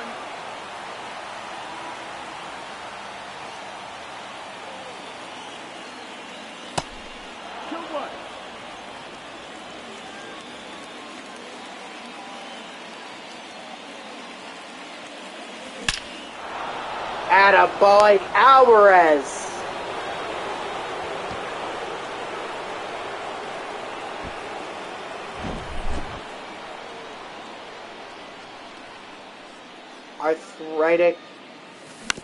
Arthritic hands limit your choices. Fair enough. Fair enough.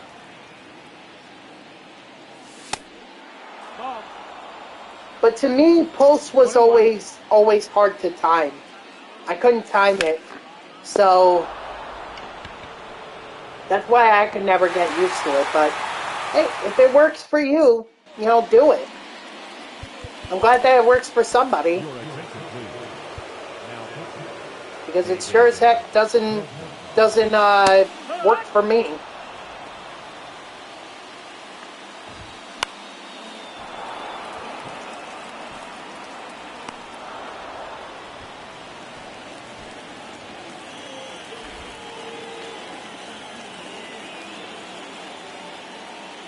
Yeah, cheater?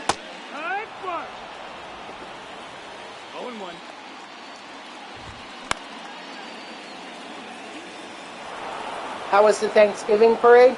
It was nice. It was nice, you know. I got a nice view of it, although I didn't take all that great pictures. But I blame that on Instagram because they cropped out the Snoopy balloon. It's like, how do you crop out the Snoopy balloon? 0-2. The whole picture was of the Peanut characters and Snoopy with the little bird on his hat, and they cut that out, and you can't even tell it's Charlie Brown and his friends in that picture. So I blame that on they arrested 4 of them. Well, they have 4 in custody, and they charged multiple. I think 30 were involved, and they only charged all 30, but most of it, I think all but 4 of them got misdemeanors. The 4 that actually went into the streets and, you know, were blocking the whole parade and everything.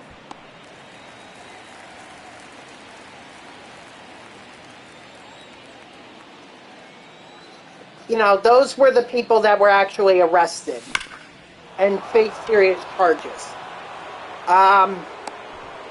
Look, if I'm not, as a person who's part of the media, I have to respect all aspects of the First Amendment, because I can't just pick and choose which ones I want to adhere to.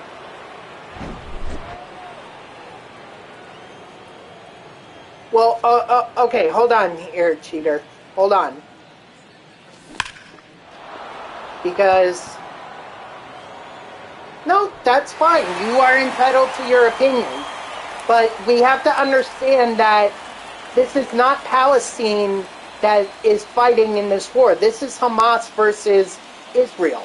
Palestine is not involved in this, at least as far as we know. There's not a direct link to them in the conflict, other than it's Palestinians in Gaza. Absolutely. That's why I just want you to. I just need to let you know that Palestinians are not fighting in this. This is not Palestine's war. This is a war with Hamas.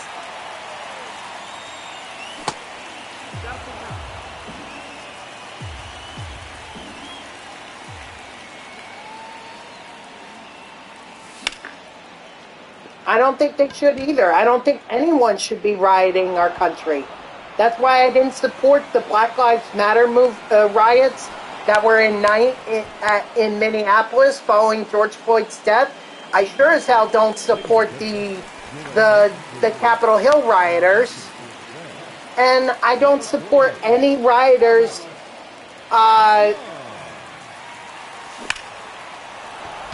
And I certainly don't support any rioters who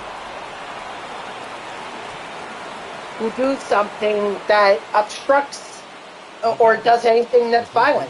I have no respect for that. However, the freedom to peacefully assemble, okay, that is your right as an American. That is guaranteed under the First Amendment.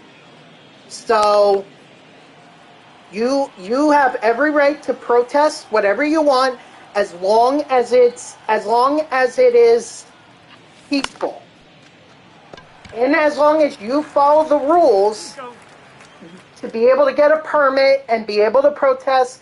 Fine, then you can do that.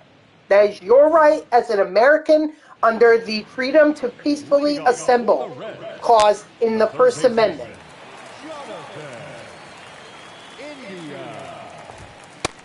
Ball. 1-0. I've not heard that. So I don't know where you heard that, but as far as I know, there are no direct links to Russia attacking the U.S.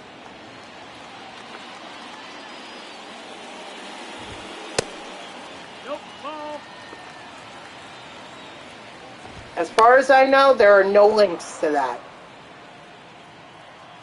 Is that to say the relations between the two countries are great and all? No. And good for you, cheater. I'm glad that you are willing to fight for the freedoms that I enjoy, that you enjoy, that millions of Americans enjoy. I have a lot of respect for those service members. A lot of respect. I don't take the rights that I have as an American for granted.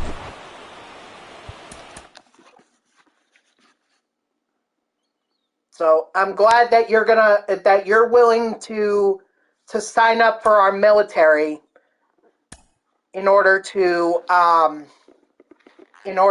fight. So I very much appreciate that. Thank you. And it's still got a ways to go on the National League East bosses, but we're almost there. Having the Mets is certainly going to help.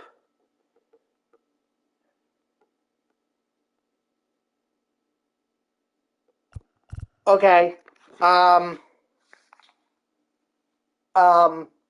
Okay. All right. I will, I don't know what the laws are. I would just be careful with the threats because, some person, and you can, just be careful. That's all I'm saying, because with those kinds of threats. You have every right to defend your property. You have every right to defend yourself. I'll give you that. I'm just saying, just be careful. Because if we just start shooting innocent people, then there's a problem. If they're attacking you, you have every right to defend yourself. I absolutely agree with that sentiment. I certainly hope so. I certainly hope so, cheater. I don't want to hear about some of my viewers going to jail because they were.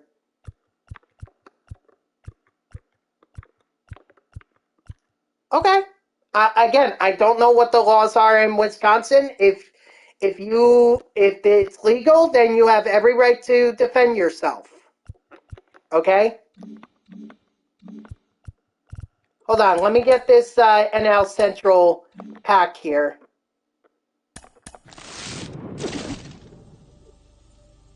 So I'm down to McLean, or I am down to Justin Steele.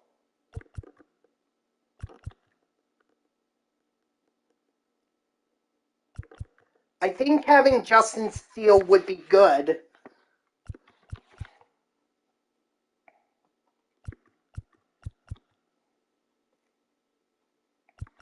But so would Matt McLean.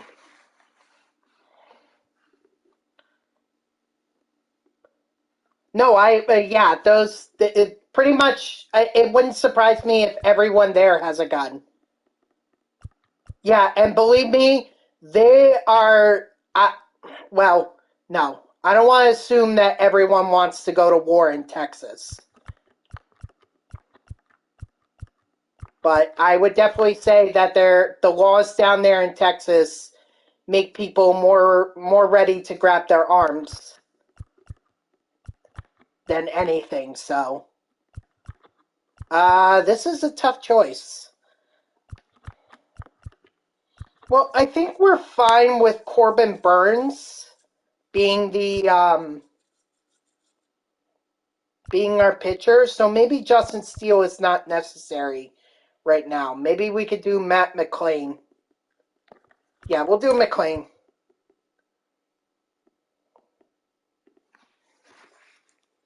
But Grayson, that's my choice. If I want to defend myself, I think I have every reason or every right to own a gun.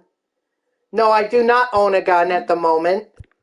New Jersey has very strict laws in terms of arms. I mean, I will tell you, I live around an area where there are a lot of shooting ranges. So you can go to a shooting range and you can fire a gun. Oh, you meant to ask if I owned a gun. No, I do not own a gun. It's something that I thought about, but I don't have the experience to fire a gun, and the last thing I want to do is hurt anyone in my family because it goes off, or myself.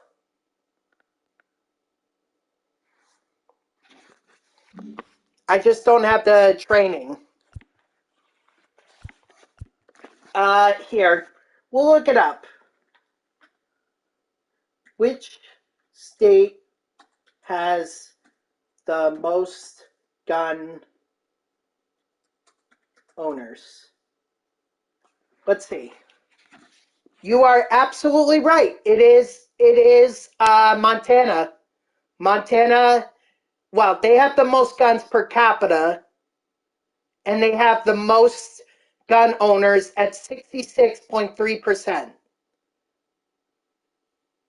And as per most guns per capita, it's 245.8 firearms for every 1,000 residents.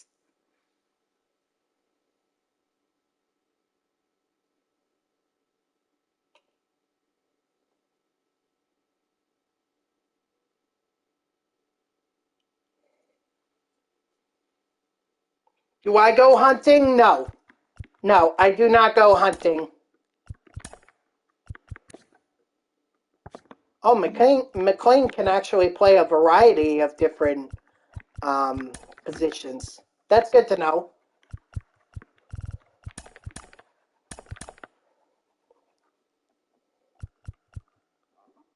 Absolutely. Like I said, I don't condone anyone who owns a gun. You have every right to own a gun under the Second Amendment. Okay?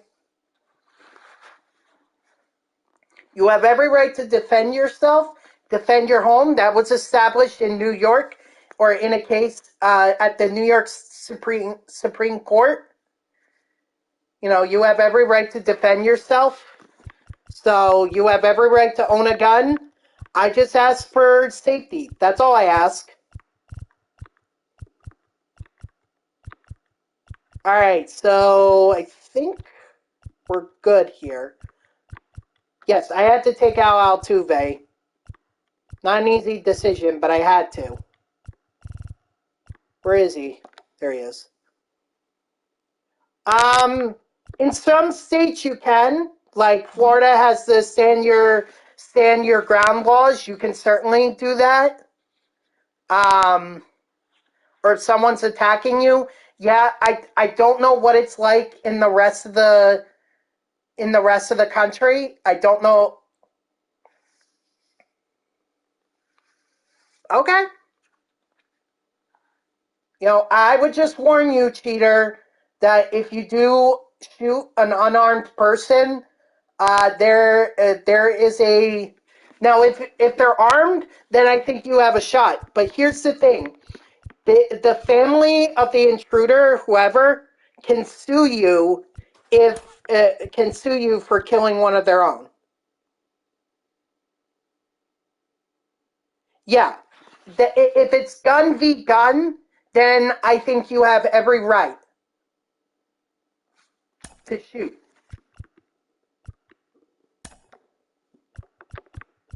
But if you're talking about gun v unarmed, that's going to be a lot harder to. It's going to be a lot harder to prove. That's my warning. So, knife. It's hard. It's hard with a knife. I think. I'm again. I don't know what the laws are, and I know every state is different.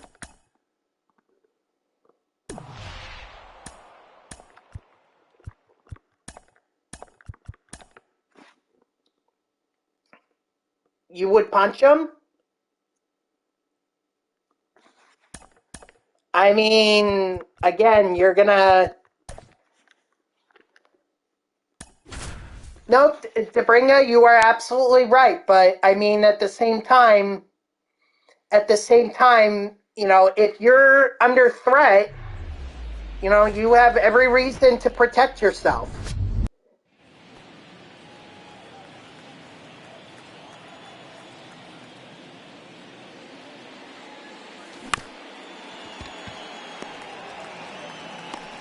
Out.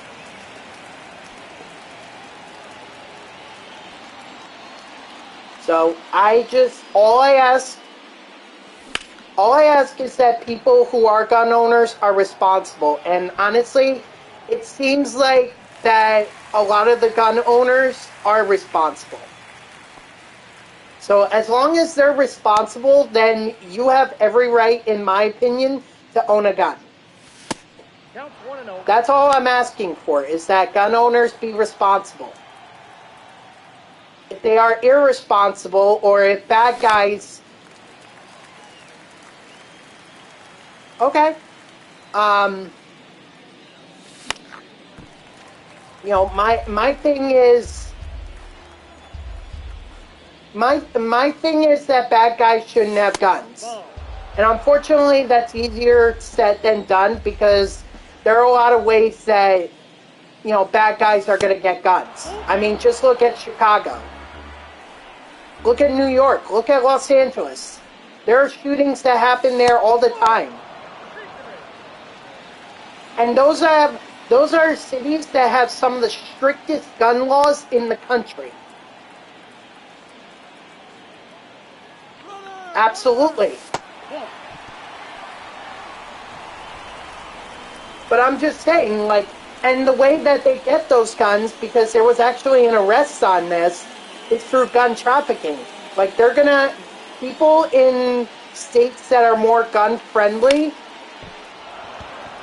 they're gonna buy those guns, because this actually happened. This actually happened where a couple in Tennessee got guns and then sold them to people in Chicago who were not allowed to have firearms, and those people used those firearms in a shooting. So that's basically how they get around it. And they also can get ghost guns too. And for anyone that's wondering what ghost guns are, those are basically guns that don't have serial numbers on them.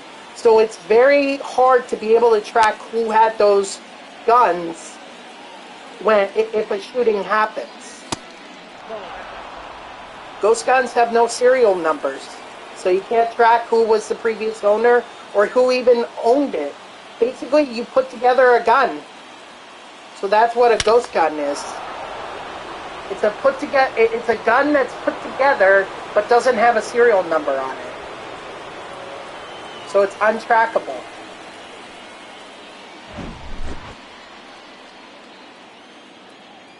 Those are the kinds of guns that scare me. Because if you can't track who had it and you can't track who built it, then you're screwed. That person, and who knows how many ghost guns that person might have.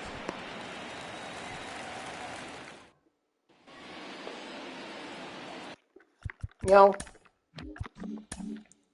my philosophy is if you have a gun and you're responsible, then there's no reason for anyone to take that away from you. However, if you are someone that is irresponsible with your gun, or you are someone who's a bad person and gets possession of a gun, you should not have it. 1 ball, 2 strikes. And I think that's a general. I think that's the opinion of most Americans. Is I don't want bad guys to have guns. Nobody does, because bad guys will do bad things. But it's hard. But like I said, it's hard to keep those. It's hard to keep those guns out of people's hands. And unfortunately, you don't know what someone's intentions are when they do have a gun.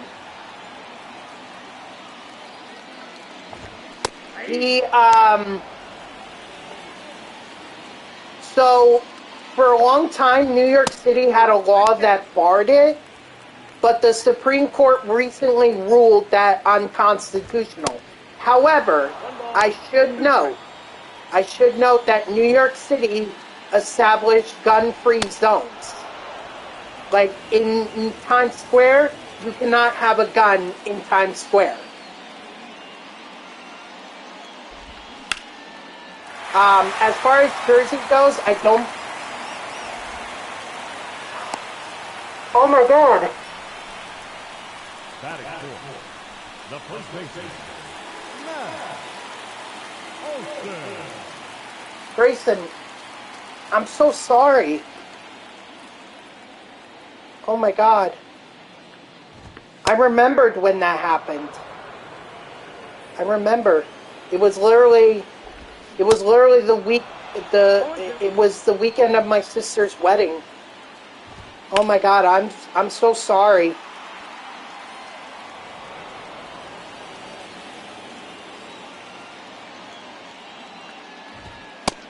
No, inside. Oh my gosh.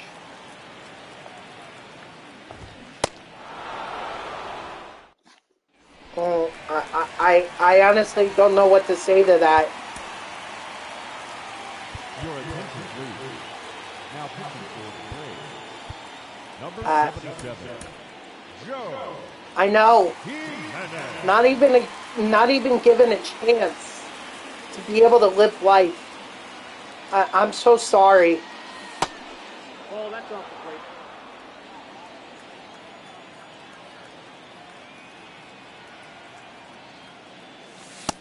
Two and oh. Oh my God.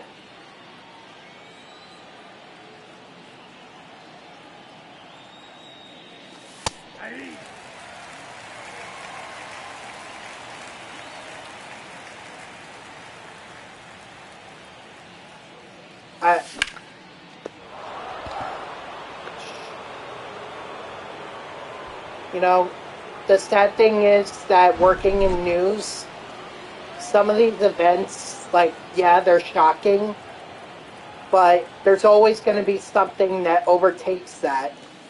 So in the news media, and I hate to say this because that Uvalde shooting was really heartbreaking. Two balls, no strike. Oh, God. But I hate to say it, you know, unfortunately, the news media moves on to something else. And I wouldn't say that we forgot about it, but it's just something that doesn't get covered at the top. Oh my gosh. And that may sound very, That's a ball. you know, heartless coming from me, but unfortunately it's the truth. But I understand that for people One ball, one strike. that had people lost in that shooting, that never goes away for them. Oh my gosh.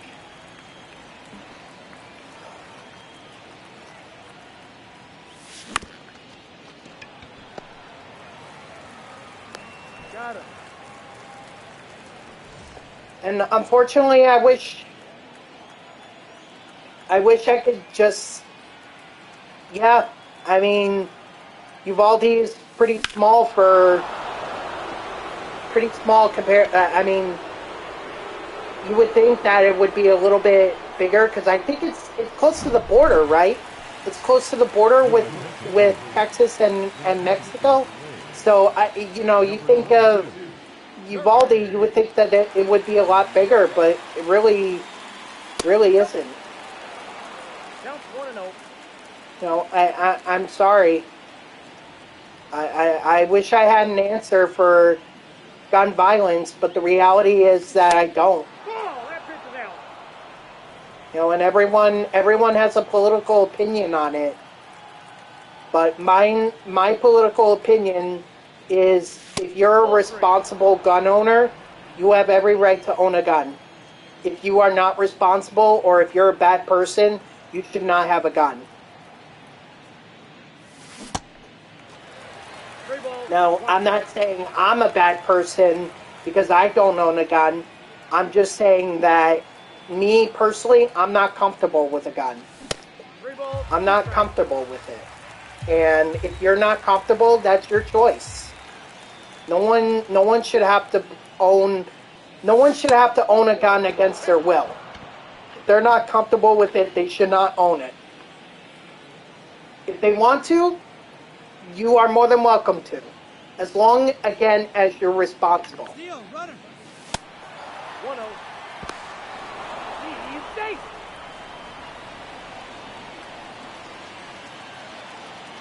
I swear. I've seen too many school shootings in my lifetime. You know, I was too young for Columbine, but I remember Virginia Tech. I remember Sandy Hook. I remember Parkland, Marjorie Stoneman Douglas High School shooting. I remember the shooting with Dylan Roof, the one at the church.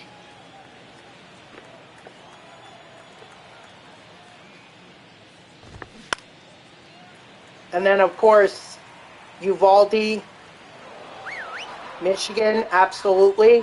Even though that wasn't on a grander scale, 4 people did die from that. And there were warning signs.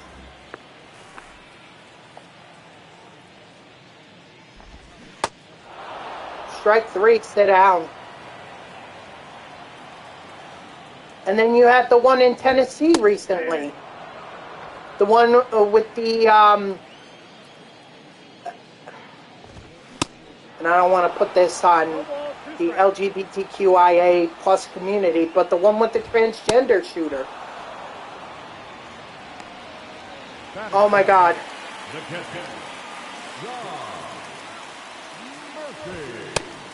Grayson, I'm so sorry. I'm glad that you were not at that school when it happened. Thank you. Thank God for your safety. Really. I mean, there are so many shootings that I can list off in the last 5-6 years. That's way more than I ever want to see.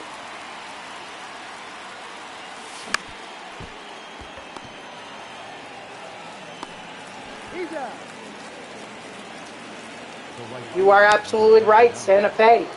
What about the Walmart shooting in El Paso? Don't forget about that too.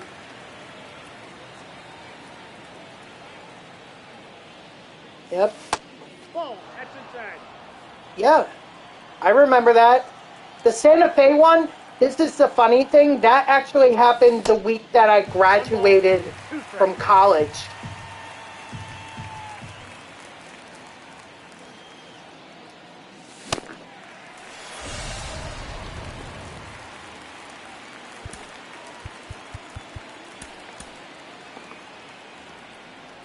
No, I remember El Paso.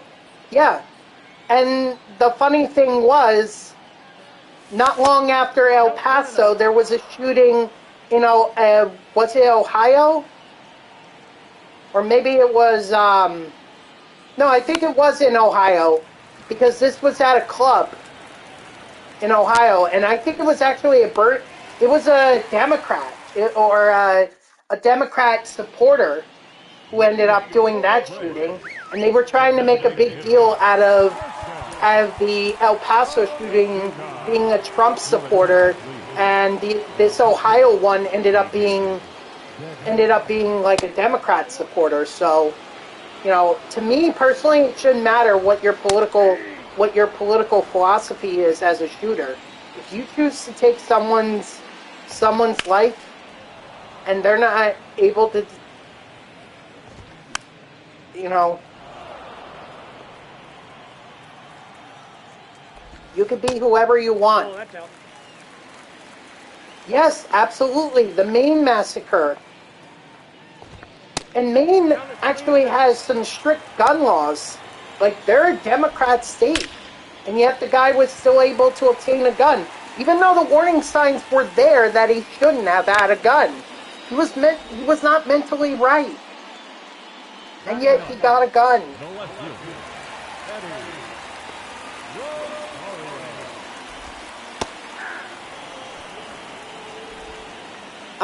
I'm not going to give my political opinion on Trump or Biden or anything.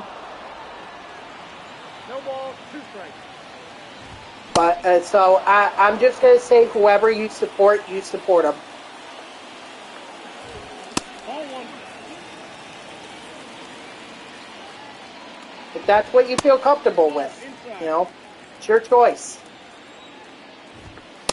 Nope.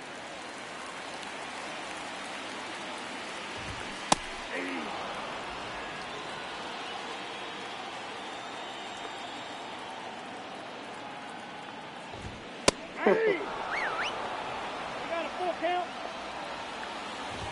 Don't forget Pocahontas, Elizabeth Warren.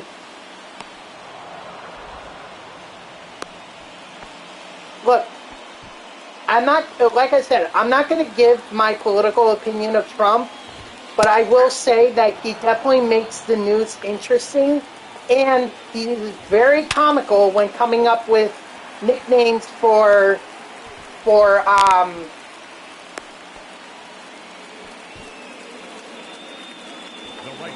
all kinds of politicians. Sleepy Joe, Pocahontas, Lion Ted. You know, he also had the balls. If you remember in 2016, he actually gave out Lindsey Graham's phone number during the debate, the primary debate. Crooked Hillary. So he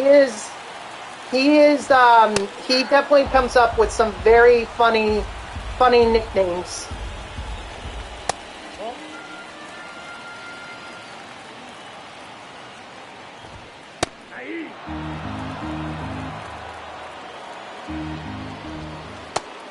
I think Sleepy Joe sticks more, but that's just my opinion.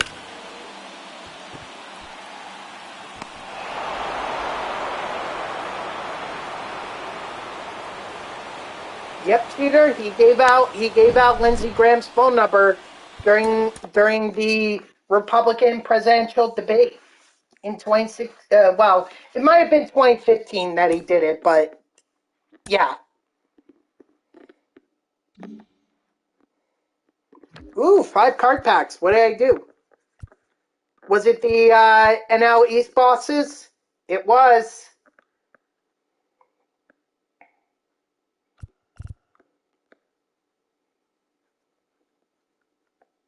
I could do a Mets team build and I would get that done.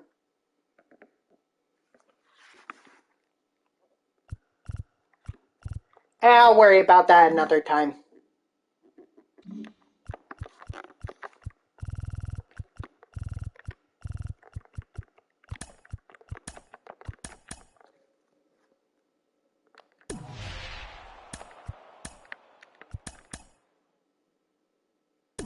Can I still play on All-Star? I can. Alright, I'm going to take... I'm fairly certain that this is the...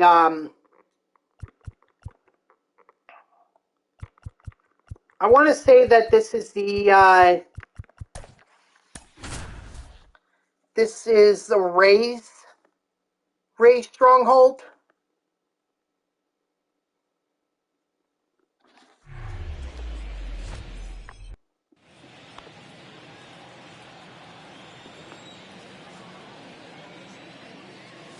Hey.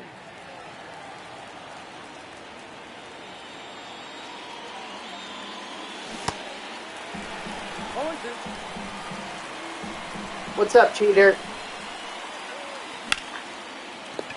Oh, it was... frick. I left the roof open. Some VC? Alright, man, go buy it. Go buy it. You actually reminded me, I have a $5 coupon from GameStop that I gotta use, and I'm gonna use that to buy some PlayStation money. And then I'm gonna spend that money on VC. for 2K. I think $5 gets me 5,000 VC, and 5,000 VC gives me another upgrade. Oh, that's 15K? Really? Oh, I did not know that. Well, good thing I'm gonna go use it then. I just gotta probably do it. Maybe I'll do it on Monday or Tuesday, since I'll have off.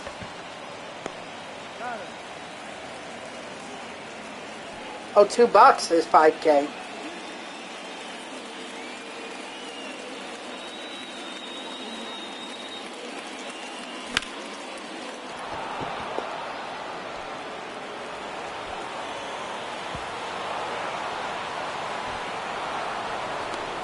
Nope. Nope. Only VC. And honestly, I don't even do the levels, or I don't even buy VC all that often. I think I've only done it maybe once in the last 5 years, 6 years, something like that. That's the last time. Because I don't believe in buying your way to a 99 overall. I believe in playing the game and getting the VC that way.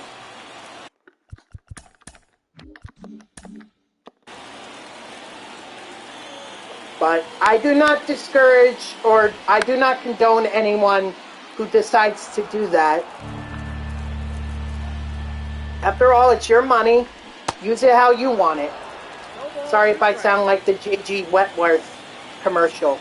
Call JG Wentworth, 877 cash now. Call now. Actually, no, their thing is not in this chat. No. No, do not do it in this chat. Do not.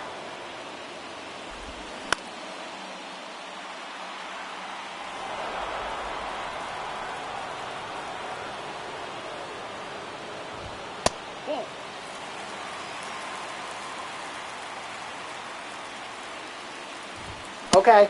Well, then if you want to use it for VC or whatever, then go ahead. Well, I didn't know what you meant. You said you got to type in your credit card. I thought you meant into my chat. It was very vague what you wrote. So if anything, I look like the dumbass for assuming that you meant you were going to type it in, because that was my immediate assumption. Well, then I look like the dumbass. I look like the dumb one. Not you. Me. Number 32, Matt.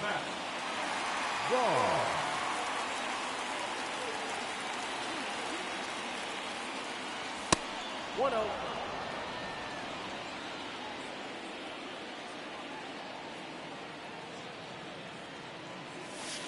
Ball 2.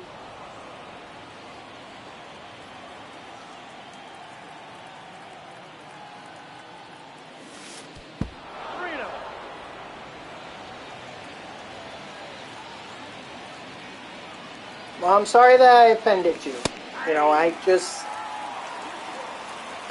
don't want people to put in their personal information in my chat, because after all, you know, someone is going to look at this on YouTube, and they can pause. They can pause here on Twitch, but they can also pause on YouTube, which is where the streams end up. And if someone puts in personal information in there, someone could take that. That's all. I just want to protect viewers.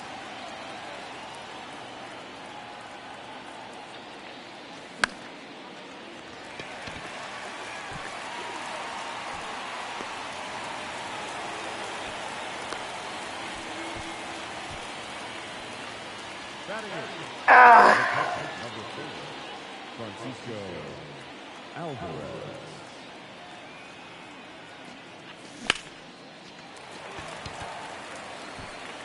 I will say though that last year it was so easy to get VC. Oh, how did I meet Chris Paul? He was doing a meet and greet in what was it? Some town in Bergen County, and I only found out about it through X. Like one of the Mets fans that I follow on Twitter on X. He posted about it. Said, "Oh, I'm taking my son to go meet Chris Paul." So I was like, "Oh, okay. Well, then why don't I do that?" I think that was one of the days where I didn't end up streaming, even though it was a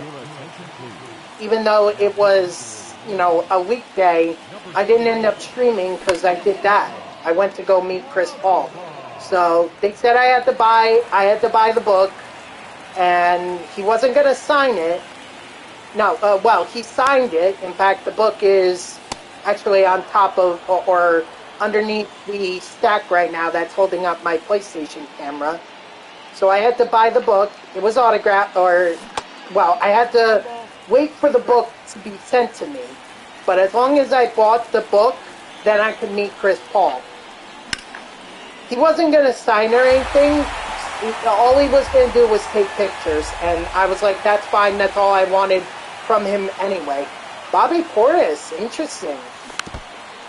That's cool. I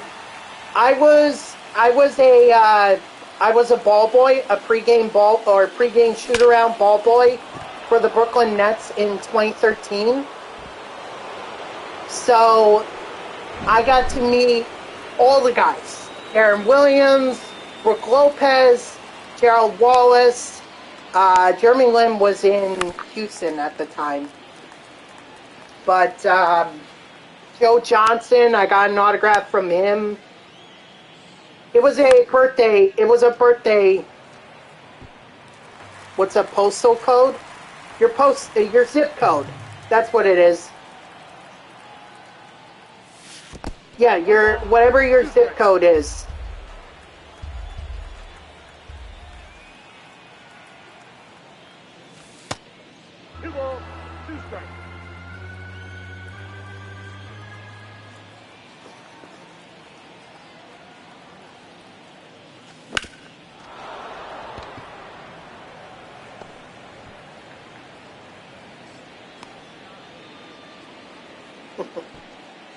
Yeah, I think that's really rather weird that all cards now, not just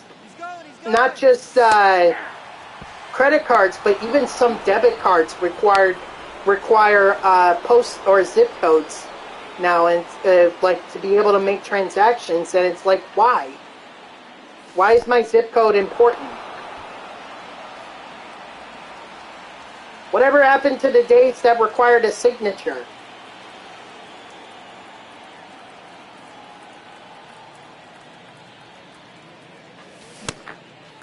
One ball, two strikes.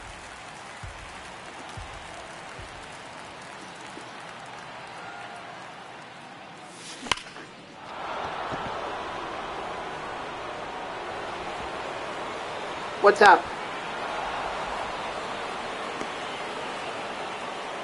That's up to you. Whatever you want to spend the money on, that's up to you. Again, me personally, I would never do. The only reason I'm doing or I've done it is because through the GameStop Pro Rewards, I get the $5 coupon. So I'll just buy the $5 from PlayStation and then use it for VC and everything. Like, that's the only reason I would ever do it. But I'll leave it up to you. Uh-oh. Oh, I hope 93 speed is quick enough. He's going! Oh, that's off the plate. Ooh, it was. Good. It's up to you, cheater. You want it, you can have it. You don't, that's okay too. Oh, that's good.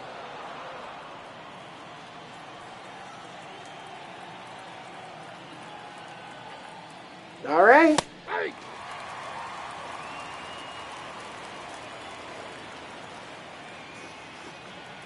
Well, wait. How much VC is that?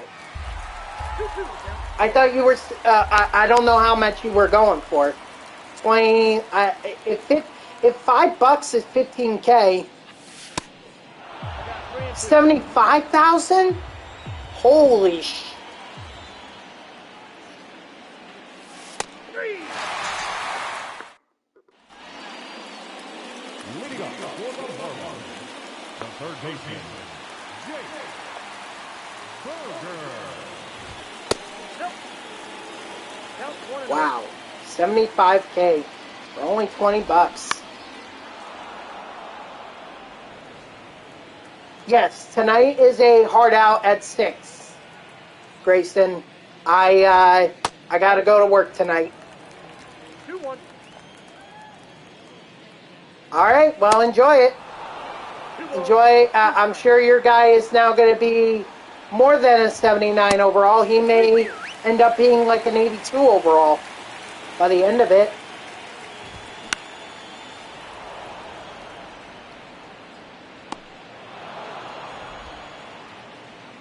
Batting fifth, the center fielder, Okay, Jack go have fun with NBA 2K.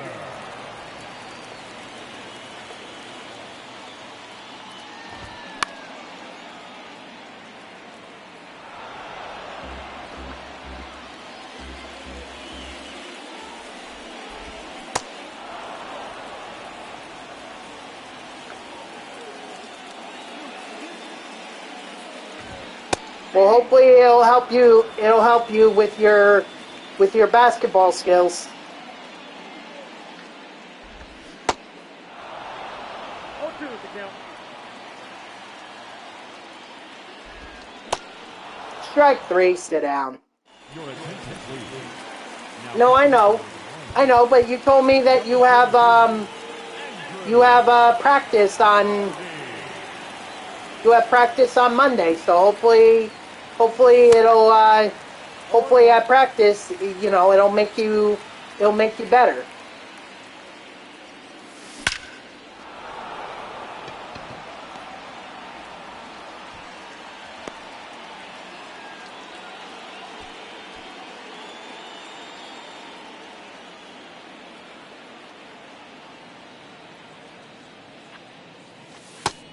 That's why I never pay for extra shipping. If I want it, I'm gonna look at the express date or when I can expect the date to be or delivery date, and then and then if it's close enough to where I need it to be, then I'll buy it.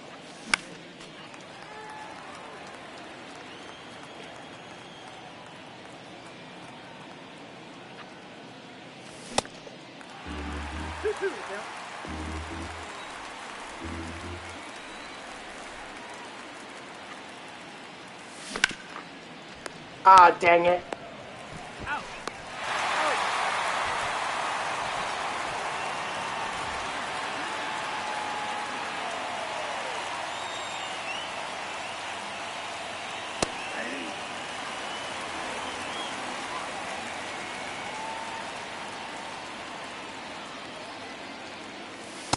Nope. 1 ball, 1 strike.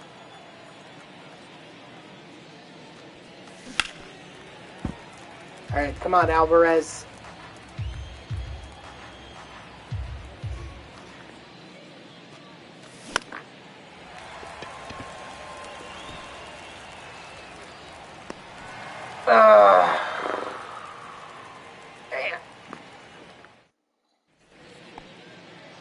leading up for the Marlins, the first baseman, Josh. Ladies and gentlemen, your attention please. Now pitching, David Bednar. 0-1 is the count.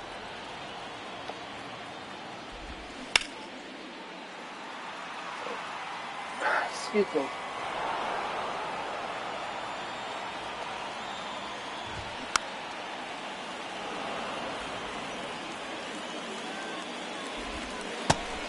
Strike 3, sit down.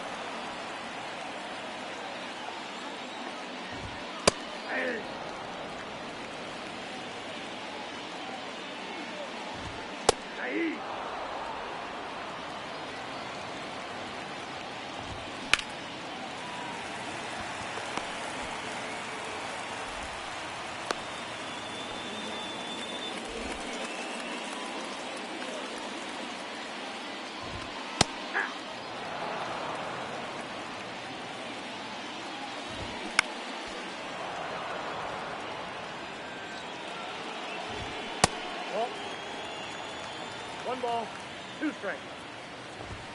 Ball. Come on, Bednar. Strike 3, sit down. Keep working it, Bednar. And now Central boss is grinding here with McLean and Bednar, Gorman, and then we're also going to have Burns too. Well, I didn't need to go to second for that one, but I did. So, all right. Unfortunately, I'm not going to have enough time to be able to do another. An 85 overall, so even better than what I was thinking it would be. Nice. Oop, we got an NL East player, and I know exactly the one that I'm gonna end up going after. I know exactly the one.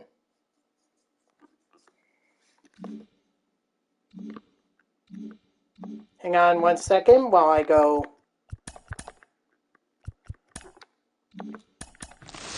All right. Boom. I wouldn't. I think doing the once I would be fine with it. I wouldn't do it a second time.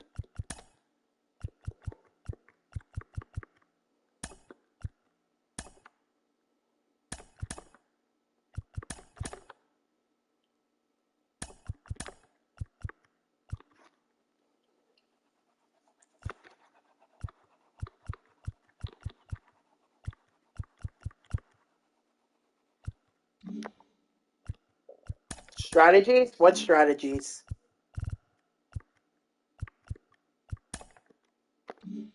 Oh no, that's where I meant to go. Oh, they used to. They used to, cheater. They used to do that. In fact, when I was younger, that's exactly what I used to do. I used to buy mutt coins. Used to buy mutt coins through Xbox money. That's what made Madden 20. That's what made Madden. Madden. What was it? That's what made Madden 12 so fun. Because you pretty much just bought your way to mutt coins, and you could have over 100,000 and complete all the collections.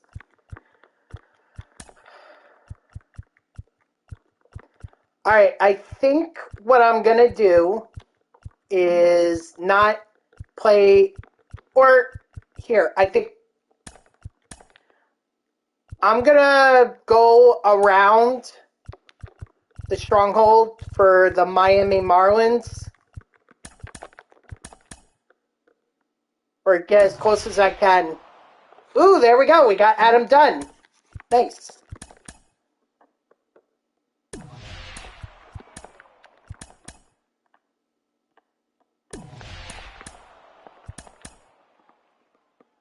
Sweet. See, there's a hidden reward. A ball in his habit pack. But that's as far as I'm going to go for in terms of the thing. Yep, I will be live tomorrow at 3 p.m. Eastern. But for now, I'm going to go ahead and open up some packs. Dang, I got 5 of those? Shit. Need to get on my horse and sell. Alright, sounds good, cheater. Sounds good.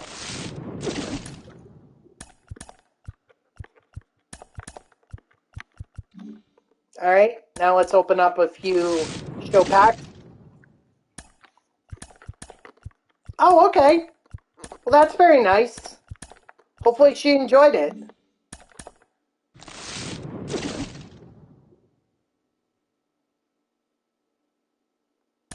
What are Culver's? Oh, honeymoon. Oh. That's nice.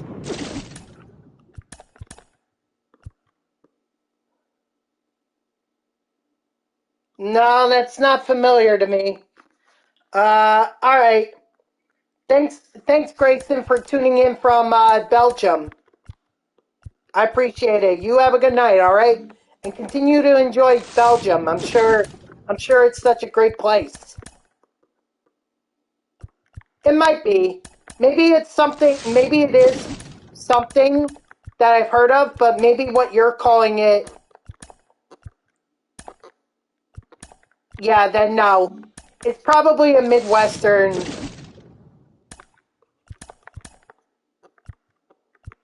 yeah, it's probably a Midwestern restaurant. Like how, I think Checkers is, well, no, not Checkers, but Carl Jr.'s and Hardee's, you're mostly going to find them in the South. You're not going to find them up here in the Northeast region. You have beef with Belgium? What's your beef? What's wrong with Belgium for you?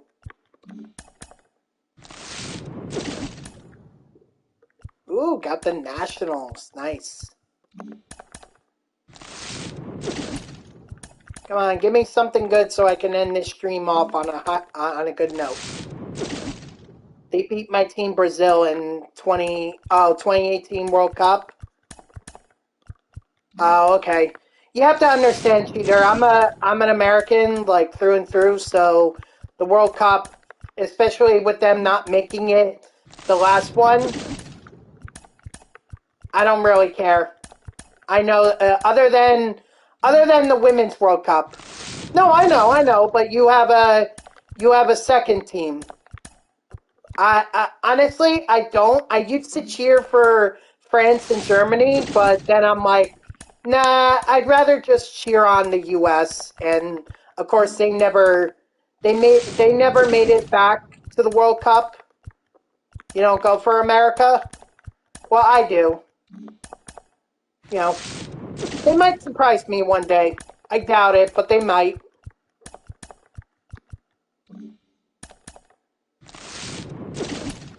Well, clearly you said no, because otherwise you would have been with her. That's interesting, though, that your mom invited you on her honeymoon, eaten by some snake.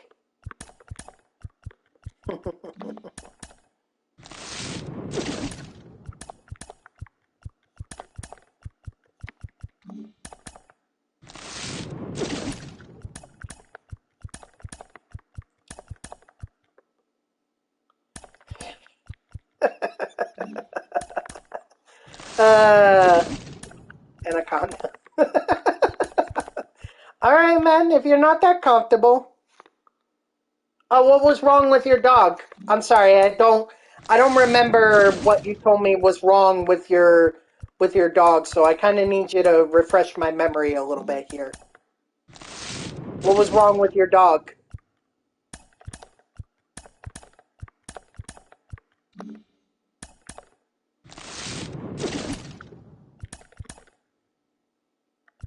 Oh, that's right. Yeah. Well, I'm glad that he's doing all right.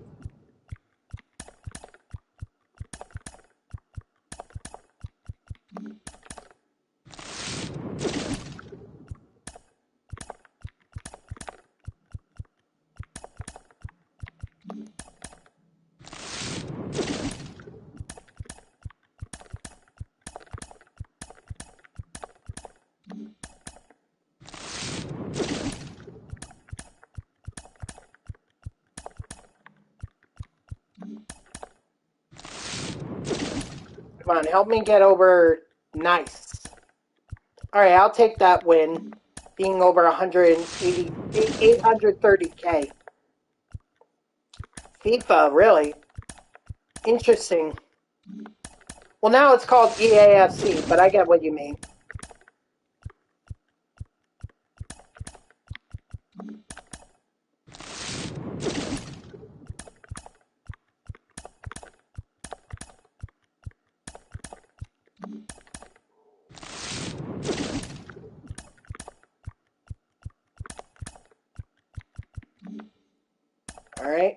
couple more packs, and then I'll be done.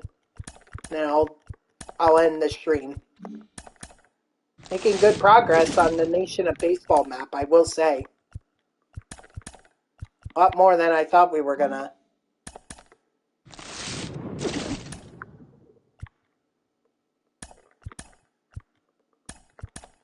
Huh? What's GRA?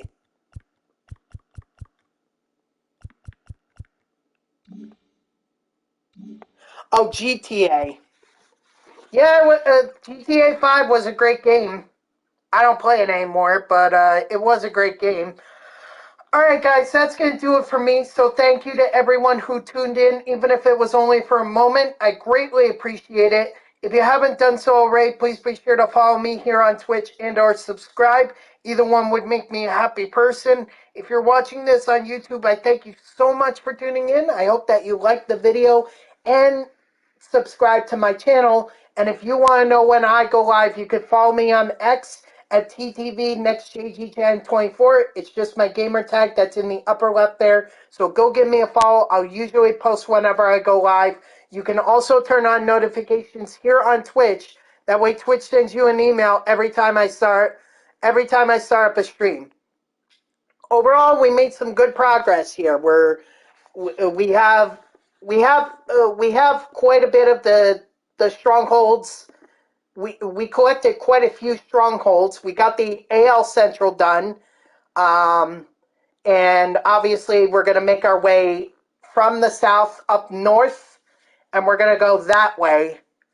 And I think that's how we're going to end up finishing out the map. Is just go south and then go north, and we'll see what happens from there. So I hope you'll tune in tomorrow at 3 p.m. Eastern. Maybe we could get the Nation of Baseball map done tomorrow, but we'll have to see. So I hope you'll tune in, and until then, guys, have a good night.